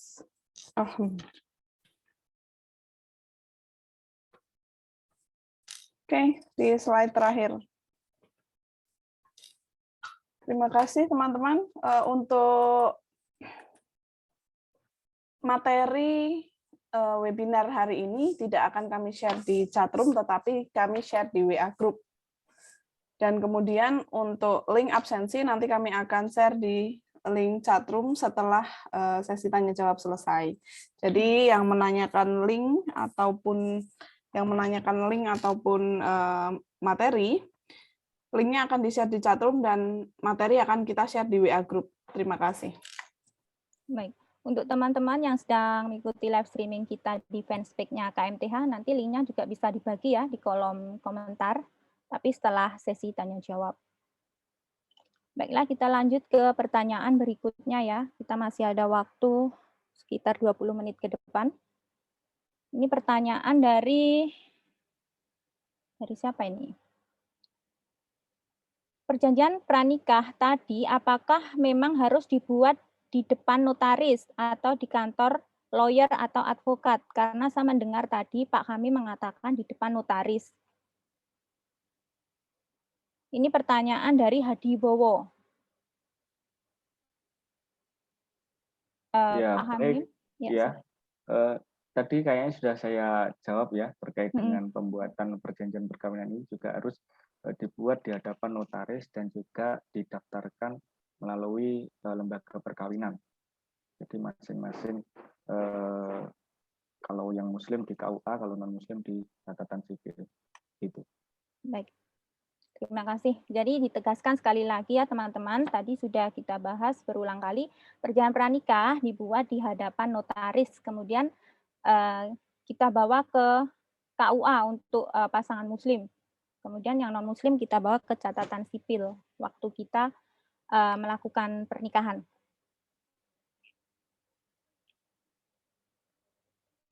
Pertanyaan selanjutnya dari Latarisa. Dalam Undang-Undang Nomor 16 Tahun 2019 tentang perkawinan menyatakan bahwa batas usia minimal untuk menikah bagi seorang laki-laki atau perempuan itu adalah 19 tahun. Yang jadi pertanyaan saya, bagaimana kalau pasangan yang menikah di bawah usia 19 tahun, apakah mereka juga harus membuat perjanjian perkawinan? Dan langkah-langkah apa yang harus diambil agar mereka bisa melangsungkan pernikahan bagi pasangan di bawah usia 19 tahun tersebut? Kita beri kesempatan kepada Pak Hamim terlebih dahulu untuk menjawab ya. Baik, terima kasih. Terkait dengan pasangan suami istri yang menikah di bawah usia 19 tahun ataupun di bawah usia dewasa dalam hukum perdata di bawah 21 tahun. Hal itu mungkin karena dispensasi kawin ya, karena suatu misal tertentu, dan juga perjanjian perkawinan ini dalam aturannya tidak diwajibkan setiap pasangan suami istri itu membuat, akan tapi dibolehkan ya, dibolehkan dan bukan diwajibkan, jadi dibolehkan. Dan bagaimana apabila pasangan suami istri ini berusia 19 tahun atau bahkan mungkin di bawah itu? Jadi tadi sudah saya jelaskan bahwa syarat sah suatu perjanjian itu ada kecakapan para pihak. Kecakapan dalam arti para pihak ini dewasa di atas 21 tahun dalam hukum perdata dan juga sudah menikah. Jadi gitu, sudah menikah itu sudah diperbolehkan membuat perjanjian atau surat perjanjian karena dianggap sudah dewasa. Jadi dibolehkan. Tidak ada aturan yang melarang bahwa seorang yang di bawah dewasa ataupun di bawah 19 tahun atau di bawah 21 tahun yang sudah menikah itu dilarang membuat suatu perjanjian. Tidak ada aturan yang melarang. Jadi dibolehkan karena sudah menikah. Jadi jawabannya boleh ya Pak Hamim. Pak Hamim, tapi di bawah 19 tahun untuk menikah apa harus ada dispensasi dari pengadilan? Ya. Dahulu sebelum adanya revisi Undang-Undang Nomor 1 Tahun 1974 menjadi Undang-Undang Nomor 16 Tahun 2019 tersebut, maka calon pasangan suami istri itu yang perempuan usianya harus 16 tahun dan kalau laki-laki 19 tahun. Akan tapi dengan adanya perubahan dari pasal terkait dengan usia perkawinan, batasan usia perkawinan tersebut, maka sekarang usia perkawinan itu 19 tahun untuk laki-laki dan juga untuk perempuan. Apabila calon pengantin yang di bawah usia 19 tahun, apabila ingin melangsungkan pernikahan, maka wajib mendapatkan izin dari pengadilan. Jadi mengajukan dispensasi kawin namanya. Karena hukum kita itu mengenal namanya perkawinan. Kalau nikah itu kan bahasa Arab. Jadi judul undang-undang kita itu kan undang-undang perkawinan. Ya, karena itu mencakup semua aspek ataupun semua warga negara, tidak hanya untuk orang-orang yang beragama Islam saja. Tapi orang Islam itu juga ada tambahan lagi undang-undang khusus. Jadi ada kompilasi hukum Islam tadi, KHI. Baik, terima kasih Pak Hamim. Nah, ini Ibu Natali mungkin ada tambahan untuk pernikahan dini, Bu, yang di bawah di bawah usia. Pertanyaannya spesifik, tadi pertanyaan hukum ya. Jadi kalau menurut hukum saya nggak ngerti ini. Yang saya tahu kurang lebih di Hong Kong, yang saya tahu malah di Hong Kong ya. Kalau memang tidak mencukupi umur pernikahan, itu memang mirip sih. Jadi memang harus mendapatkan dispensasi dari pengadilan. Kalau tidak, rata-rata semua tidak diperbolehkan menikah sebelum batas umur pernikahan. Iya, betul. Jarang ya Bu kasus di Hong Kong yang di usia dini ya Bu. Iya, karena kalau di Hong Kong itu kan wajib sekolah ya, wajib sekolah sampai lulus SMA. Jadi pernikahan dini itu hampir tidak ada karena wajib sekolah sampai umur 18 tahun at least. Ya, kalau anak tidak sekolah karena umur 18 tahun dan ke bawah itu kan tergolong anak-anak di Hong Kong.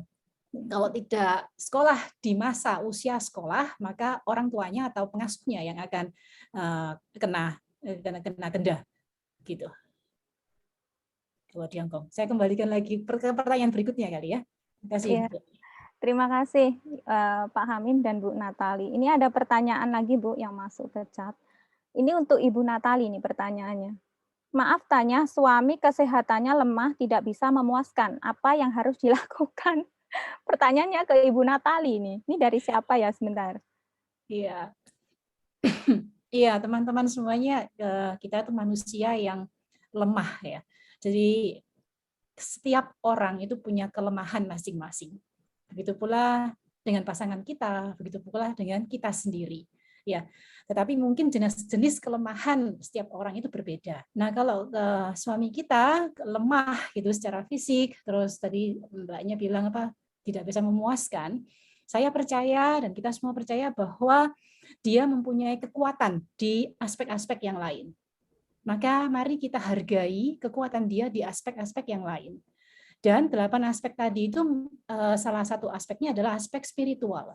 Dengan aspek spiritual, maka kita bisa menutup lubang yang lain di aspek kesehatan, ya, aspek kesehatan fisik.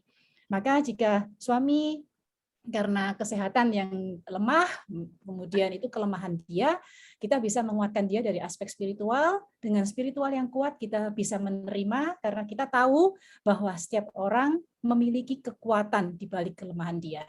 Ya, kita pun juga sama, kita juga punya kelemahan. Jadi mari kita jangan terlalu mempermasalahkan ya, tetapi lebih dari itu adalah kita menerima. Karena kita melihat kekuatan dia di balik kelemahan dia atau kekuatan dia di bidang-bidang atau aspek-aspek yang lain. Karena sama, kita juga kalau mau diungkit atau dipermasalahkan, kita juga punya kelemahan-kelemahan gitu kan. Iya, jadi mari kita lihat diri kita dulu, kita lemah, maka kita juga harus menerima kelemahan orang lain. Ya, begitu. Mbak Nur. Terima kasih Bu. Jadi jangan lihat kekurangannya ya, karena nobody is perfect. Terima kasih Ibu. Mungkin pertanyaan tadi mengakhiri webinar kita sesi pagi ini. Luar biasa sekali. Mungkin dari Pak Hamim dan juga Ibu Natali ada closing statement atau pesan-pesan buat teman-teman partisipan. Silakan Pak Hamim, monggo. Ya, baik. Saya cukup singkat saja closing statement-nya, bahwa perjanjian perkawinan ini tidak dibuat untuk rasa tidak percaya, akan tapi lebih ke kepastian hukum ataupun kepastian tindakan untuk melakukan perbuatan-perbuatan ataupun tindakan hukum yang mencakup keluarga.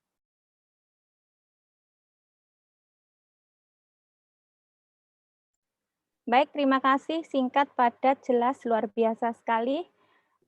Kedua, untuk Ibu Natali, mungkin ada closing statement atau pesan-pesan buat teman-teman, Bu?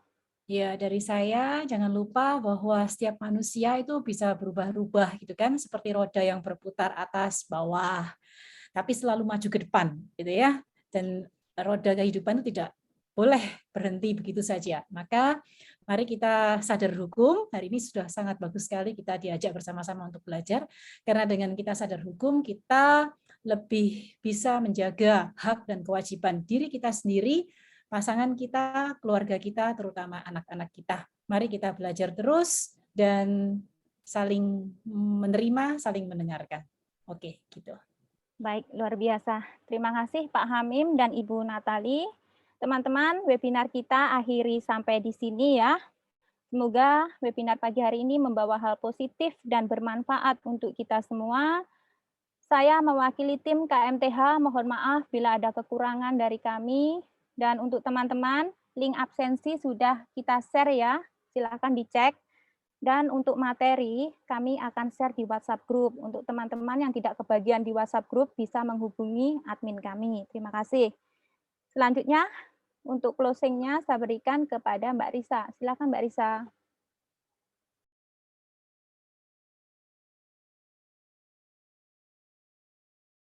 Unmute dulu. Maaf. Terima kasih Saudari Siti Nur Asia. Luar biasa sekali pagi hari ini. Dan sangat banyak teman-teman kita di luar yang tidak bisa masuk karena kami batasi jumlah partisipan hanya 100 orang. Baiklah, sebelum kita tutup acara pada hari ini, izinkan kami dari panitia penyelenggara untuk menyerahkan sertifikat kepada narasumber secara simbolis sebagai ucapan terima kasih kami telah berbagi ilmu serta pengalaman yang luar biasa kepada kita pada pagi hari ini. Baik, kami silakan kepada panitia yang bertugas.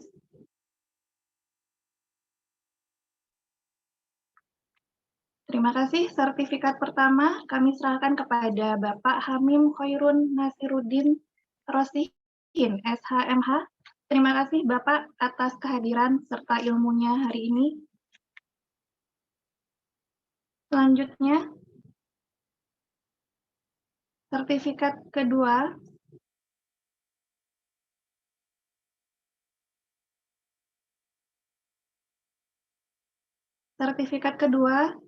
kami serahkan kepada Ibu Natalia Wijaya, MED MCons.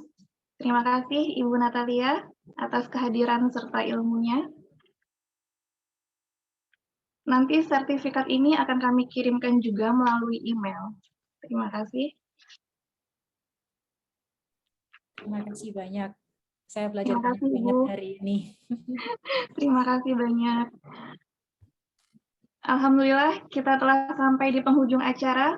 Terima kasih banyak kepada kedua narasumber dan juga moderator, serta kepada para peserta yang telah mengikuti acara dari awal sampai akhir. Semoga banyak ilmu dan pengetahuan yang didapat untuk bisa kita pahami sebagai pembelajaran serta pengetahuan kita semua. Atas nama seluruh panitia penyelenggara, kami memohon maaf apabila terdapat salah pada kata-kata ataupun sikap kami yang kurang berkenan. Wabillahi taufik wal hidayah. Wassalamualaikum warahmatullahi wabarakatuh. Salam KMTH, Merakutuku Indonesiaku. Terima kasih. Terima kasih Bu Natali, terima kasih Mas Hamim. Kita ketemu lagi di episode selanjutnya ya. Semoga kita selalu diberi kesehatan. Oke, live Facebook saya tutup. Oke, recording saya mati.